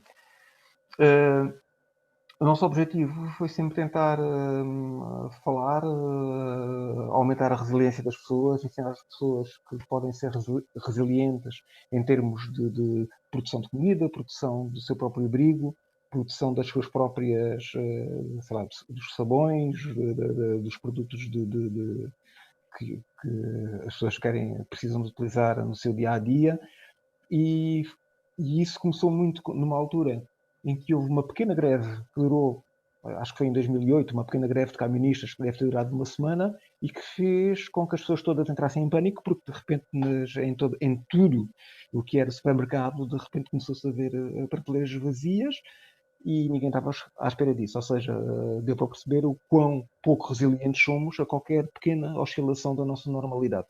E nós vimos isso depois a tornar a acontecer um pouco quando começou a haver um certo assambarcamento no início da pandemia, infelizmente. Nós somos muito, muito, muito frágeis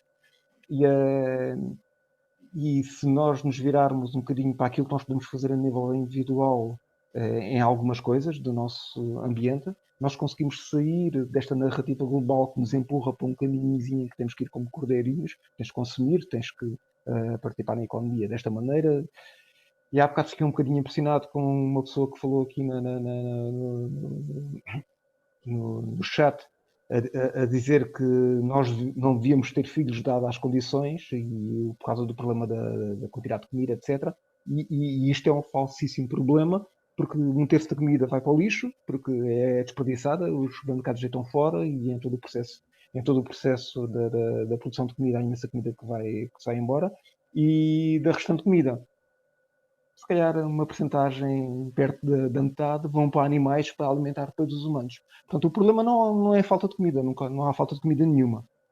Essencialmente há uma péssima gestão de todo este processo e uma narrativa de que temos que utilizar animais para podermos sobreviver, que é uma narrativa muito falsa, claro. Eu queria só tocar no tópico, Paulo, mencionaste que, pronto, o vegetarianismo por causa de não matar animais, mas isso também é uma falsa ideia, porque ao consumir, pronto, produtos lácteos e consumir ovos, quando uma vaca que produza leite chegar ao fim de, pronto, de ser produtiva, de render, ela vai ser enviada para o matador e vai morrer. A mesma coisa acontece com as galinhas que põem ovos. A partir do momento em que elas não estão a produzir ovos para render, elas vão morrer na mesma. Tu não estás a consumir, mas elas vão acabar por morrer na mesma. Estás a alimentar um ciclo. Na cooperativa temos galinhas e elas dão ovos quando dão ovos. Quando não dão ovos, então andam felizes. Sim, eu não estou a falar dessas, estou mesmo a falar do vegetarianismo, as pessoas dizem, porque é mesmo a conveniência às vezes, não é? Sim, desculpa, Luísa, por favor. Desculpem, queria só tocar num ponto referido, que foi o facto de não ter filhos. Este pode ser um argumento muito falacioso, porque por norma olha sempre para os continentes como África e Ásia, porque são os continentes... Não parei? Ok. Porque são os continentes com maior crescimento populacional, mas são os continentes que menos culpa têm no aquecimento global, e não é justo estar a referir este argumento no panorama global. Eu posso só, pronto, em termos da questão alimentar, aquilo que os dados são muito claros, não é? Em termos da roda dos alimentos, digamos assim, daquilo que é a abordagem habitual, quer do OMS, quer da própria Direção-Geral da Saúde, nós temos um problema ainda, porque aquilo que nós na Zero defendemos é que pelo menos nós deveríamos cumprir o que está nessa roda. Porque neste momento a nossa balança alimentar o que indica é que nós consumimos 3 vezes mais proteína animal do que aquela que é recomendada. Portanto, nós estamos a prejudicar a nossa saúde dada a quantidade de proteína animal que ingerimos regularmente.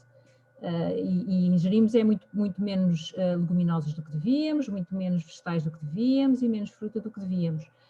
E, portanto, se nós conseguíssemos trabalhar enquanto sociedade para pelo menos cumprir com aquilo que está na roda dos alimentos, nós já íamos ter uma redução importante em termos de impacto ambiental e íamos ter um ganho significativo em termos de saúde pública, não é? Porque isso depois também é uma dimensão muito importante, é nós, e o José avançava aí uma quantidade de situações, não é? O excesso do sal, acho que o sal não referiu, mas também é um problema em Portugal, pelo menos, pode não ser a nível mundial, mas é em Portugal, o excesso de açúcar, o excesso da tal proteína animal ou da gordura, ou o que seja, quer dizer, são tudo excessos, mas há que haver também políticas públicas fortes para levar a que as pessoas também tenham acesso à alimentação de maior qualidade,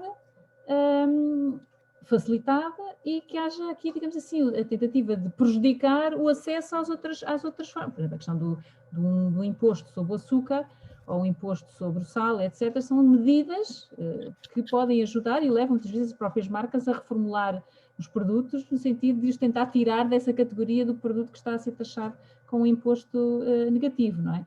Portanto, há pelo menos isso, se nós já trabalhássemos para isso era bom, porque assim nós aquilo que advogamos é que pelo menos se cumpra aquilo que está na roda dos alimentos. Roda dos alimentos, sim. Porque isso já vai ser muito mais equilibrado que aquilo que nós temos hoje em dia, porque, digamos, também não é provável que nós consigamos mudar a nossa gastronomia, embora a nossa gastronomia ainda, é que e depois ainda há este aspecto muito interessante, que é a nossa gastronomia tem imensos pratos, por exemplo, com leguminosas, muitos deles infelizmente também com carne, mas podem ser adaptados facilmente. Então nós já temos uma gastronomia preparada até, eu diria, para um caminho, faça uma redução muito significativa do consumo de proteína animal. Portanto, sim. não temos que inventar tudo de origem, não é? Digamos. E acho Sim, Luísa. Acho que é importante também referir que muitas vezes essa educação passa pela escola e não uma educação formal na sala de aulas, mas pela cantina, por duas formas, para alimentar as pessoas e também para lhes educar qual é a melhor alimentação a ter. Mas atenção, Luísa, só uma coisa, desculpa interromper, mas não sejamos naifes, não é? Não sejamos naifes, não, no sentido de que já não é só a questão da sensibilização, da educação. Eu recordo-vos aquela questão que aconteceu em Coimbra, não é? Em que o reitor de Coimbra proibiu o consumo de carne de vaca na universidade e levantaram-se, penso eu, que foram 35 organizações e associações ligadas à agricultura, contra esta questão, não é? E quer dizer, de repente toda a gente ficou sensível a esta questão e sabemos qual é a razão, não é? Prende-se novamente com as questões económicas e com as questões... Mas conclui o teu raciocínio. Sim, eu gosto de pensar, mesmo que uma escola tenha uma boa refeição vegetariana, porque lhes fica mais barato, eu não me importava, era uma refeição vegetariana. Claro que não é o motivo que queremos, mas desde que tenha, já estou por tudo. Mas o que é que eu ia dizer? Muitas vezes tenta-se que haja esta refeição vegetariana e muitas vezes a crítica do outro lado é que somos extremistas e não sei o quê. Não, é preciso levar este debate muito concreto. Nós queremos uma refeição vegetariana na escola, várias, seja uma por semana, Meatless Mondays, por causa do impacto que isto tem no ambiente e na saúde das pessoas. E esta discussão tem que ser ouvida e aceita nestes termos. E não sei se quer dizer, se calhar por causa do lobby, por causa de tudo, é muito visto como de extremos, só por causa da ética animal. E acho que isto também é um problema grave. Se calhar podemos debater mais na parte da comunicação, não sei. Yeah. Paulo, podia só te pedir, como estás mais dentro dessa área, agora na questão da educação da Luísa, podias só falar um bocado da proteína vegetal ser mais saudável do que a animal? Não é a minha área. Não, exatamente. ok. Não, mas gostava de dizer uma coisa em relação àquilo que a Luísa disse, que é o seguinte: eu fiquei agradavelmente espantado com a decisão há cerca de 2 anos do governo ter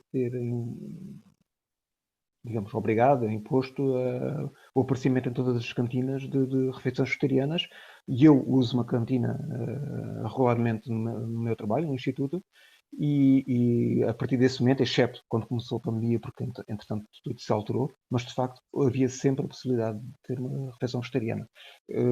Eu acredito muito pouco em exigir às pessoas que mudem de hábitos pela força. Eu prefiro, acho que é um caminho muito mais inteligente e muito mais interessante haver uma progressiva mudança da consciência, porque é uma coisa que leva a muito melhores resultados a longo prazo.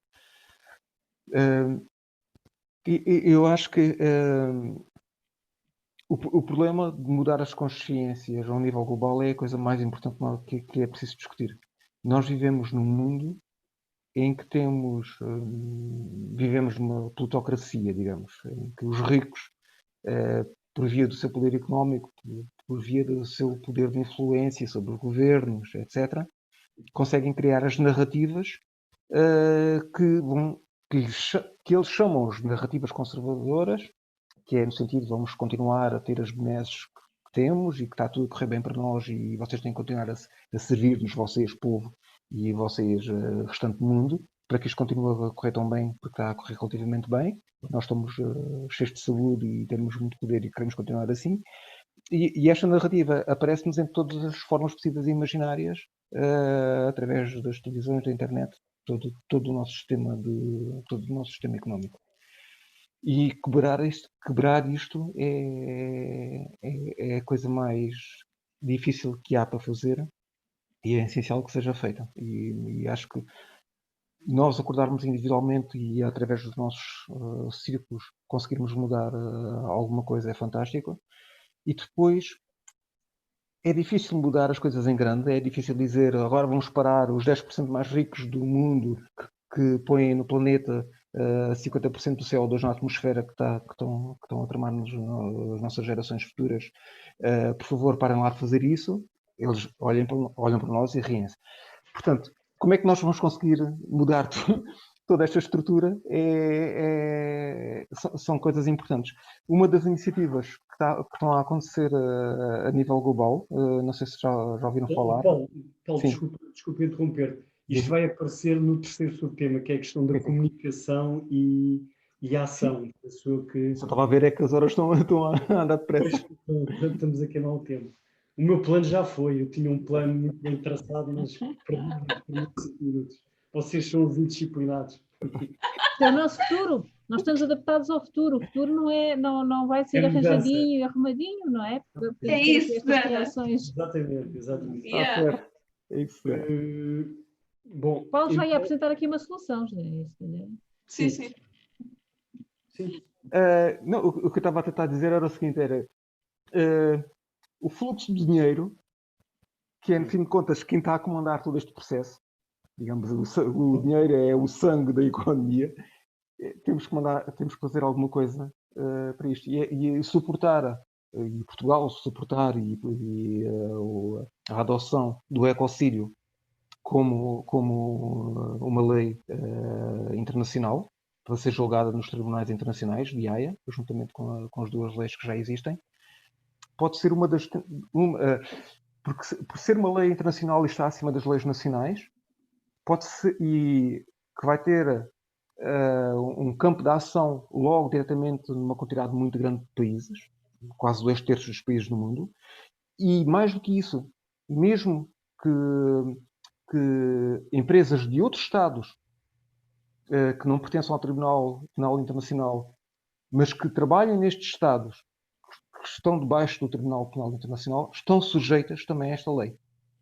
Portanto, se tornarmos o ecocídio uma lei internacional, se começarmos a responsabilizar a destruição dos nossos ecossistemas, do ambiente, de uma forma eficaz, nós estamos a fazer a grande parte do processo que permite acabar com esta narrativa de que temos que continuar o mundo como ele está, porque é assim que está feito e é assim que tem que continuar. E acho que há mais coisas. Agora eu não quero monopolizar, tenho mais coisas para dizer, mas acho que é uma das principais iniciativas que poderá ter mais sucesso a nível de quebrar um pouco a narrativa que nos está a ser imposta. Disseste tudo mesmo. Tá, Não, estás não, em não, não, mute, não. José, tens o... Mute. José, estás em mute. Estás em Continua. microfone. Ligar o microfone. Isso. Sim, vamos então passar aqui ao próximo. Vou-vos referir aqui o estudo da Science, mais uma vez um estudo da Science, em que refere que, e para termos um bocado a ideia do impacto, não é? E quando falamos da carne e das alterações climáticas, há um estudo da Science e é um estudo baseado em 40 mil herdades, 120 países e 40 produtos alimentares que representam 90% de tudo o que é consumido. Ok? E eles chegam à conclusão que a carne e os laticínios representam, e eu penso que estes números são arrasadores, não é? 83% da terra agrícola, 58% da emissão de gases, de emissão agrícola de gases de efeito de estufa, 57% da poluição de água do planeta, 56% da poluição do ar do planeta, 33% do consumo de água potável e só fornecem 35% da proteína necessária e 18% das calorias. Portanto, e uma das conclusões deste estudo, portanto é a Universidade de Oxford que liderou esta pesquisa, concluiu que uma dieta vegana é provavelmente a melhor maneira de reduzir o impacto no planeta, não apenas os gases de efeito de estufa, mas a acidificação dos oceanos, poluição do ar, uso da terra e da água.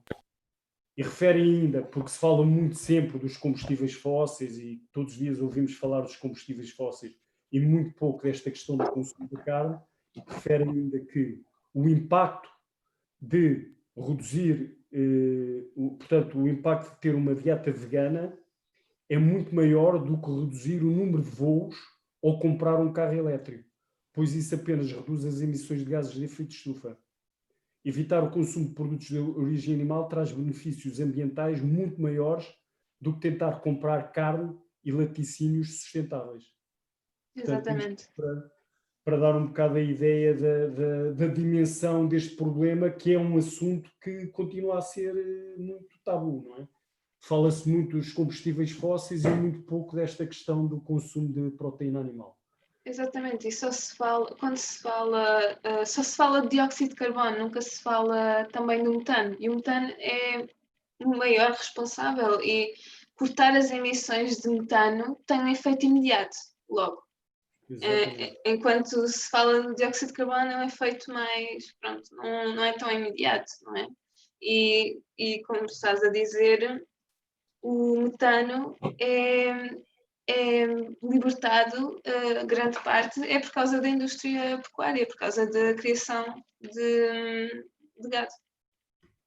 Sem dúvida, sim. Há aqui alguns comentários no chat que eu estou a ver. Portanto, há aqui alguém que diz que o consumo de proteína e gordura animal é a causa número 1 da maioria das doenças no mundo, incluindo doenças crónicas e mortais, como cancro. Eu acrescentava aqui as doenças cardiovasculares. Só em AVCs as estatísticas da OMS assinalam dezenas de milhões de mortes por ano. Portanto, isto vai um pouco ao encontro daquilo que estamos a dizer.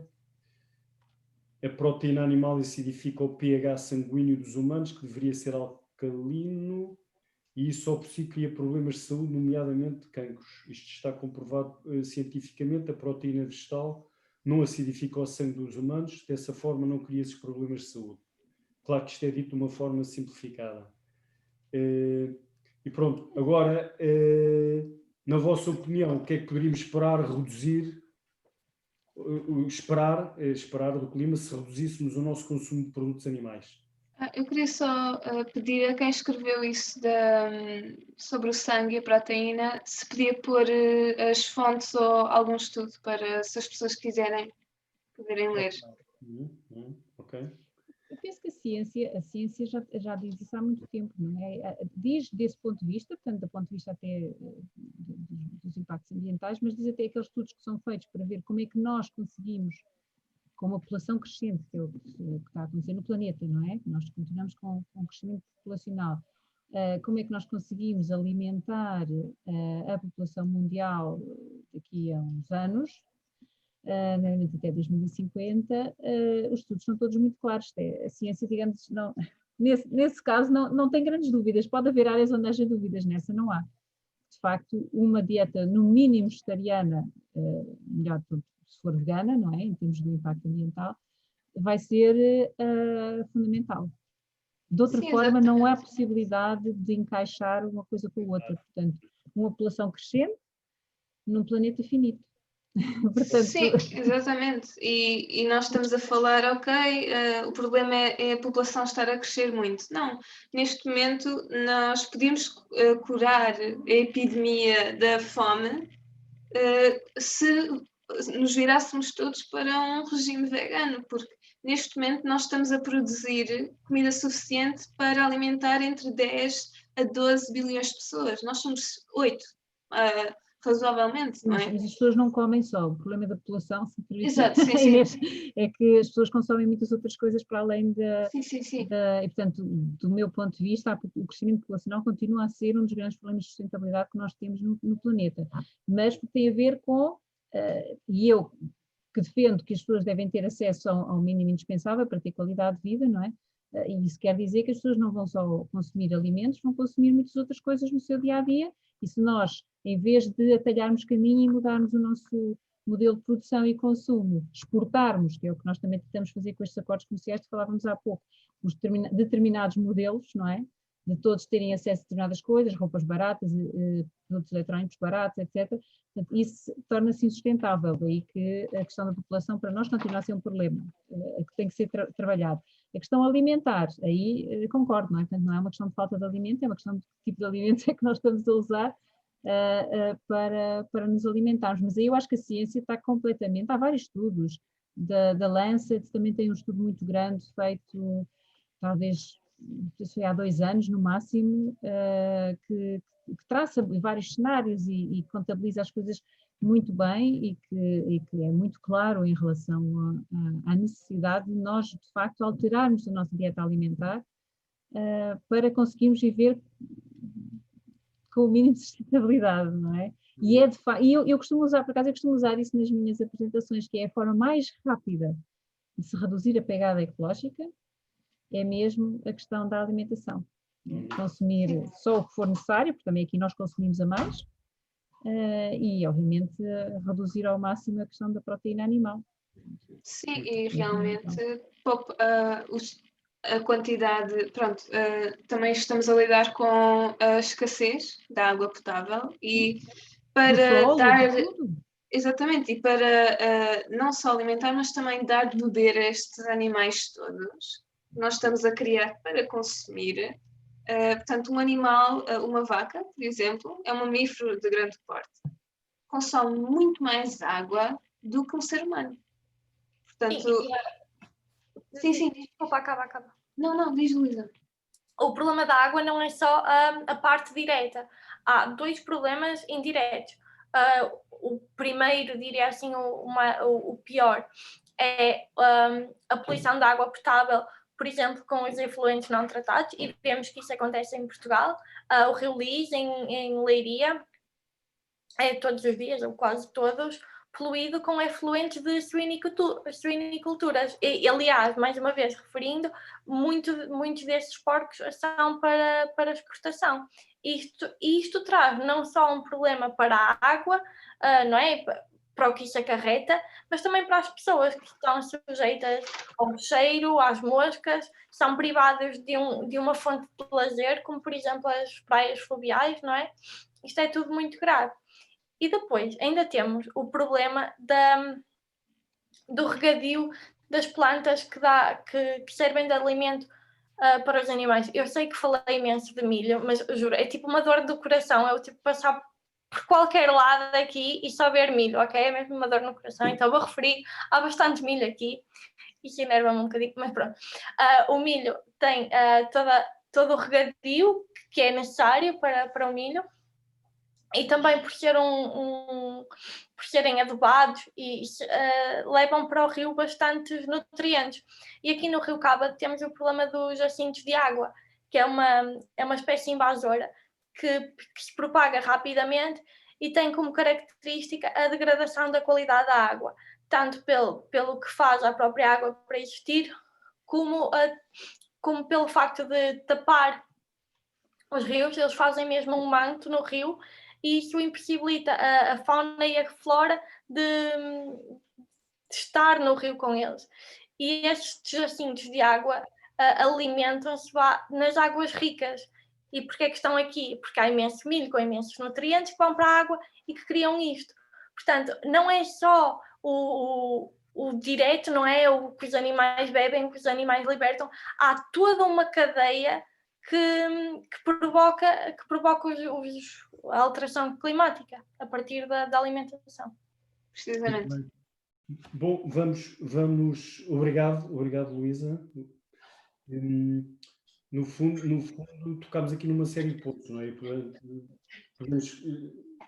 E respondendo à questão que eu vos levantei, não é o que poderíamos esperar se reduzíssemos o nosso consumo de produtos animais. No fundo, falámos de menor emissão de gases de efeito de estufa, menor redução de emissão de metano, menor desflorestação, porque falámos da associação da desflorestação à necessidade da criação de gado e à necessidade de produção de soja para a alimentação de gado, maior disponibilidade de água potável, como falaram também, melhor saúde humana, respeito pela vida animal, e isto, na verdade, começa a ser uma evidência, já é uma evidência científica, inclusive o Stephen Hawking esteve envolvido nesse estudo em 2012, um neurocientífico, em que se chegou à conclusão de que os animais sentem dor, os animais têm sentimentos, os animais têm afetos, os animais têm sonhos e, portanto, só isso eu diria um pouco como o Paulo já era razão mais do que suficiente para evitar o consumo de produtos de origem animal ou pelo menos, como diz a Susana, reduzir, e o reduzir já teria um impacto grande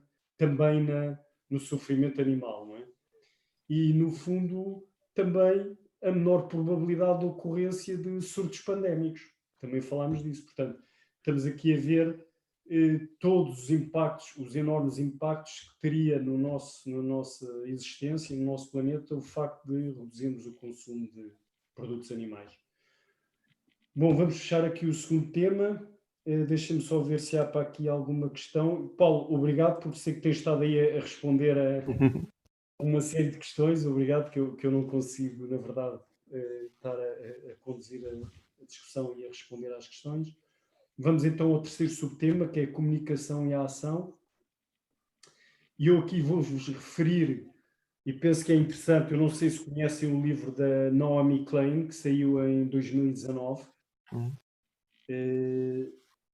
Eu, por acaso, tenho aqui o livro, que é este, que é o Mundo em Chamas, um plano B para o planeta, Naomi Klein, que é uma ativista americana, canadiana, ele diz que é canadiana, mas os pais são americanos, e entretanto uma das frases que me tocou profundamente é esta em que ela diz: a nossa economia é uma economia de fantasmas, cegueira deliberada.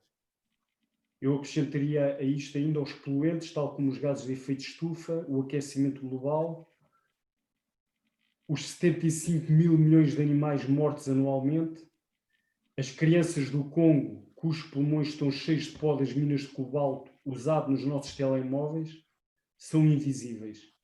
E muitos de nós deixamos de acreditar naquilo que não conseguimos ver. Depois diz ainda, quando nos desviamos já tanto do caminho certo, as ações moderadas não conduzem a resultados moderados. Conduzem sim a resultados perigosamente radicais. Isto para dar um bocado de resposta àquela questão quando se diz, mas isto tem que ser gradual, tem que ser pouco a pouco, tem que ser incremental. Eu penso que sim, que faria sentido há 40 anos atrás. Passaram-se 40 anos. As coisas são cumulativas. Os efeitos sobre o planeta são cumulativos. E neste momento, fazer isto de modo gradual e incremental não nos vai permitir desviar do caminho que estamos a ter e que nos leva ao tal precipício, entre aspas, não é? Portanto, e no fundo gostava que conversássemos um pouco de que modo poderá ser feita esta divulgação e sensibilização massiva e eficaz para que se mude significativamente alguma coisa a curto prazo. Ou seja, aquilo que se exige é uma mudança grande e rápida, mais que uma mudança, uma transformação, já que o tempo que nos resta é cada vez mais curto para mudanças graduais.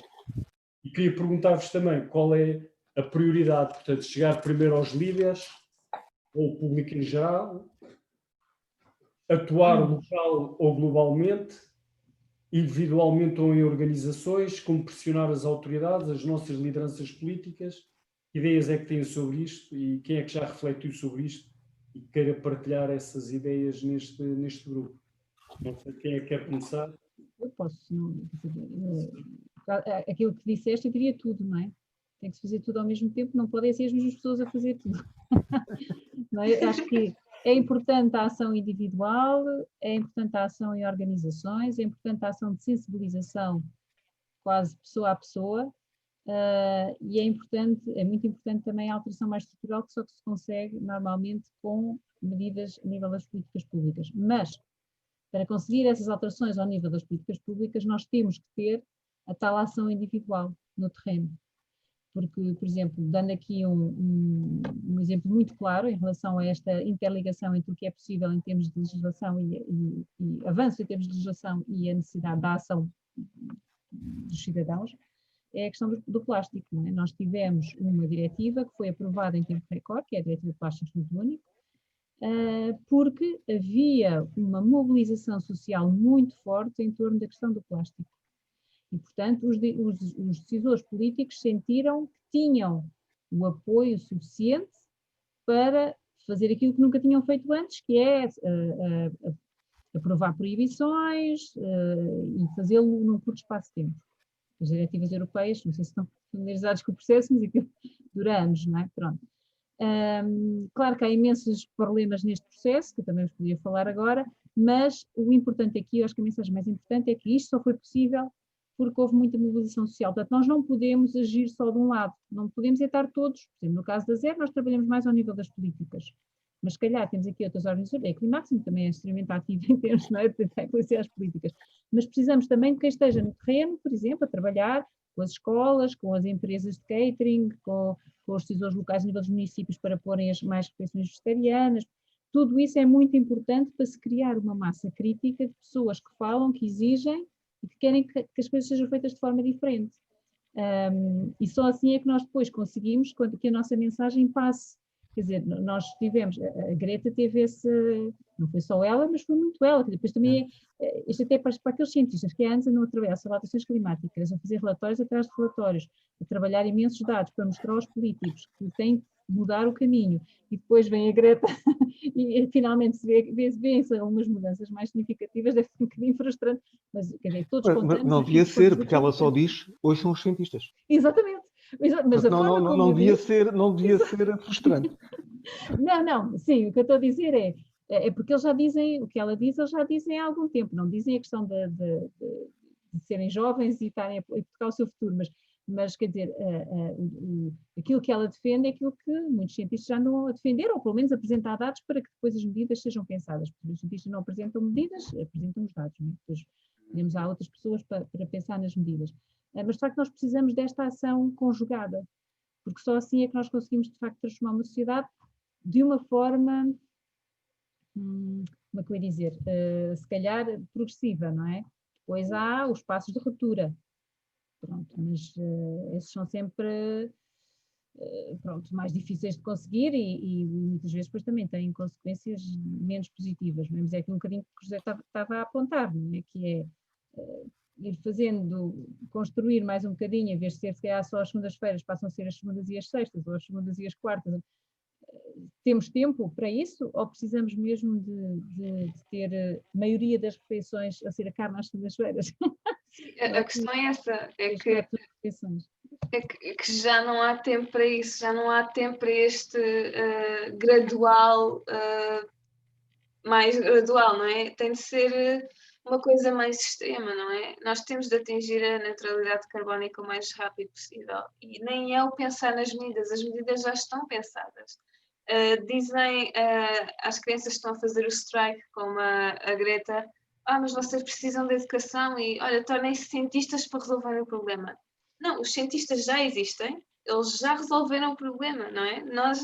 é que não estamos, os governos é que não estão a dar ouvidos, não é? Mas isso leva-nos a outro problema, não é? Que, ok, nós não temos tempo para fazer só Meatless Mondays, mas se já é difícil educar a população geral para o fazer, então como é que nós vamos chegar a um ponto em que toda a gente o faz? Eu gosto de citar, há um estudo que mostra os acontecimentos civis, não é? Grandes eventos que mudaram a população, por exemplo, os direitos das pessoas negras nos Estados Unidos, os sufragistas. Basta atingirmos 3,5% da população para que depois isso se torne um novo normal, digamos assim. Exatamente, sim. Mas continua a pergunta, não é? Como é que atingimos esses 3,5% da população? E acho que é a pergunta não mais pertinente, porque lá está, como a Susana estava a dizer, não é de todo só a nível pessoal, mas também precisamos de pessoas que depois forcem os governos a fazer coisas. Mas como é que nós chegamos a estes 3,5% que façam coisas e que pressionem governos? Acho que é a pergunta mais urgente, diria eu, na minha perspectiva. É assim, como já disse, nos últimos 40 anos, nós entregamos basicamente a crise climática ao senso comum. Isso não resultou, não é? Este gradualismo não resultou. Porque as pessoas ficam com a falsa ideia, mas eu reciclo. Reciclar não é a solução da crise climática, não é? Tu falaste na aposta da educação. Eu acho que é extremamente importante. E pronto, eu saí do secundário, não é? Muito recentemente, e isto não é falado de uma forma, olha, isto existe, isto é uma crise, e é agora. Não, é muito falado no futuro. E as pessoas, quando se fala no futuro, é uma coisa que ainda não existe. Portanto, as pessoas ficam com a ideia que têm tempo, não é? Uma das coisas que se pode fazer é encarar a realidade. Muita gente diz, mas vai pôr o pânico nas pessoas. É preciso uma certa pontinha de pânico para haver ação. Ou então, Inês, ou então o planeta vai nos ensinar, entre aspas, à bruta. Já está a ensinar, não é? Já está a ensinar. Existem desastres naturais e catástrofes. Verões mais quentes, invernos mais frios, temperaturas extremas, não é? É terrível. Não. Eu não sei se... Nós já estamos a enfrentar essas consequências. Eu não sei se têm a percepção de que aquele incêndio que ocorreu em 2017, o Pedrógão Grande, e depois em outubro, associado à passagem do furacão Ofélia, não é? Sim. Aquele foi o maior incêndio ocorrido na Europa desde sempre. E o maior incêndio do mundo em 2017. Em que chegou a arder por hora 10 mil hectares e durante um período de 8 horas ou 9 horas. Portanto, há aqui na verdade, uma confrontação com aquilo que depois é o planeta, eu digo entre aspas, a sacudir-se e a querer libertar-se desta carga, não é? Paulo, vais dizer, acrescentar alguma coisa? Sim, esse dado que acabou de dizer sobre o incêndio de Pedrógão é daqueles que nós temos dados, porque as coisas no passado podem ter acontecido coisas que nós não sabemos. Há muitas coisas que nós podemos fazer. Nós temos uma área de atuação pessoal em que a maior parte de nós, e provavelmente aqueles que nos estão a ouvir, já estão bastante sensibilizados para este tema, e fazemos aquilo que é o básico dos básicos, e que nos foi ensinado e que foi trabalhado durante alguns anos. Há muita gente a quem isto ainda não chegou. Ou seja, temos um problema por resolver, porque nestes 30 anos em que começamos a aprender tanto sobre os problemas ambientais, o que se passa é que os problemas continuam a aumentar. Há muito mais reciclagem, mas ainda há muito mais lixo. Portanto, o problema continua a aumentar. Ainda não chegámos ao momento de conseguirmos reverter as coisas. e cada pessoa tem a sua maneira. Há uns que estudam, há uns que fazem ativismo, há uns que fazem lobby aos governos, há uns que fazem para um lado, outros que fazem para o outro, claro. Mas há muitas coisas que podem acontecer, que podem ser interessantes. Já falámos das coisas que têm a ver com o tema do veganismo e que têm, de facto, muito poder. As leis, como eu falei, podem ser um excelente campo de ação da alteração de políticas vigentes. Tornar áreas significativas do planeta, quer no mar, quer em terra, torná-las selvagens, podia ter um efeito bastante interessante. Parar de culpar pessoas que são absolutamente inocentes neste processo todo e fazê-las senti-las mal, como se fossem as culpadas dos problemas existentes, o que é uma falsidade absolutamente indecente. Era uma coisa também bastante interessante.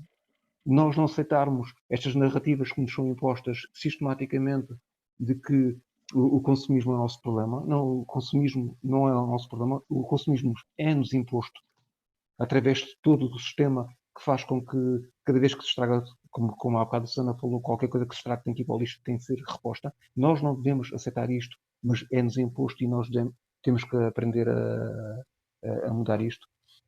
Uma coisa que me faz imensa impressão é porque é que os ativistas do clima e que tentam pedir, por favor, governos trabalham, façam qualquer coisa para isto e tratam-nos como se fôssemos terroristas. Não sei se viram ontem o que é que aconteceu na praça, na rotunda. Havia mais polícias, mais pessoas vestidas de borracha do que manifestantes a pedir ao governo, por favor, trate deste problema. Porque nós estamos fartos, porque temos ambientalistas a falarem este tipo de processos há anos e anos e só fazem assim umas coisas de vez em quando. Foi espantoso conseguirem resolver o problema do plástico. Há 2 anos o nosso Ministro das Alterações Climáticas dizia que se as centrais termoelétricas fossem desligadas, que o país ficava às escuras, e afinal, 2 anos depois até vão ser desligadas. É uma narrativa que nos está a ser imposta e que nós costumamos muito comer. Atenção, não somos todos que podemos fazer muita coisa, porque há uma percentagem da população que vive destes privilégios e vai continuar a querer viver neles. Há uma grande parte da população que vive na pobreza e que nem percebe este problema e nós pouco podemos fazer com isso. E existe uma pequena parte da população a nível global que acabou de sair da pobreza e precisa de viver com condições mínimas durante um bocado. Devemos isso, porque nós tiramos muito mais do que a nossa fatia. E existe uma percentagem que não é muito grande de pessoas que têm a obrigação de estar muito atentas e que são muito mais do que os 3,5% da população necessárias para a mudança. Estes talvez 10, 15, 20% da população mundial é que têm que fazer o trabalho em prol de todas as outras, tendo como grande, digamos, o seu grande inimigo são os poderes instituídos, são as grandes economias instituídas. Como é que isto se muda é um problema sério.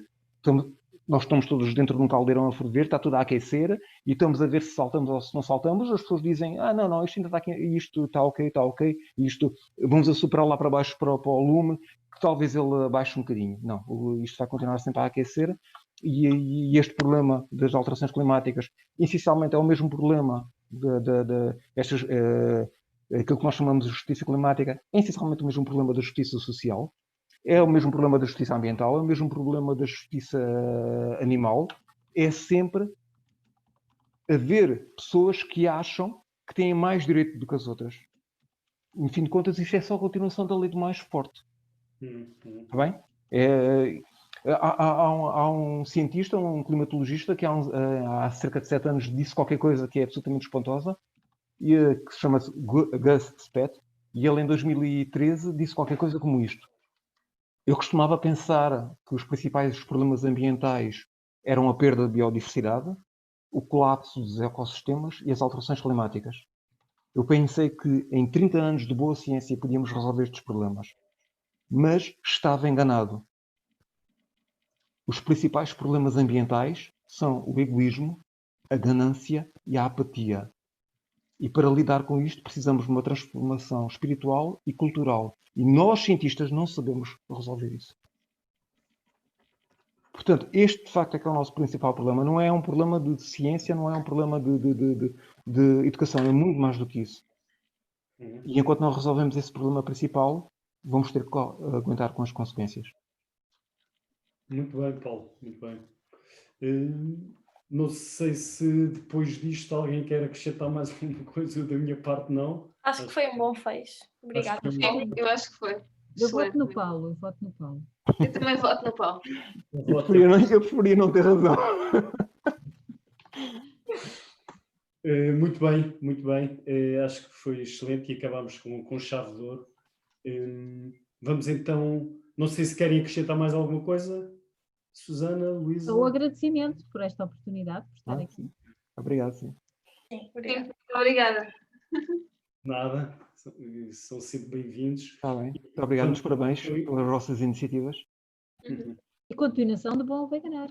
Sim, sim. Esperemos que o programa seja presencial. Claro que sim. Vamos então estaremos. encerrar este debate,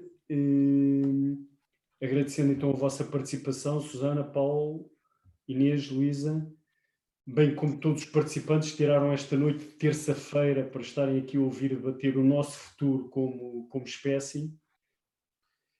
E finalmente, para terminar, convido-vos para não perderem a conversa debate da manhã, quarta-feira, pelas 21 horas, sobre o tema ética animal. Quinta-feira sobre Rewilding Portugal e na sexta-feira sobre a visão do veganismo pela sociedade. E pronto, e termino aqui. Um grande abraço a todos e até breve na defesa do nosso planeta. Claro que sim. Adeus, fiquem bem. Obrigado a todos. Bom. Obrigado.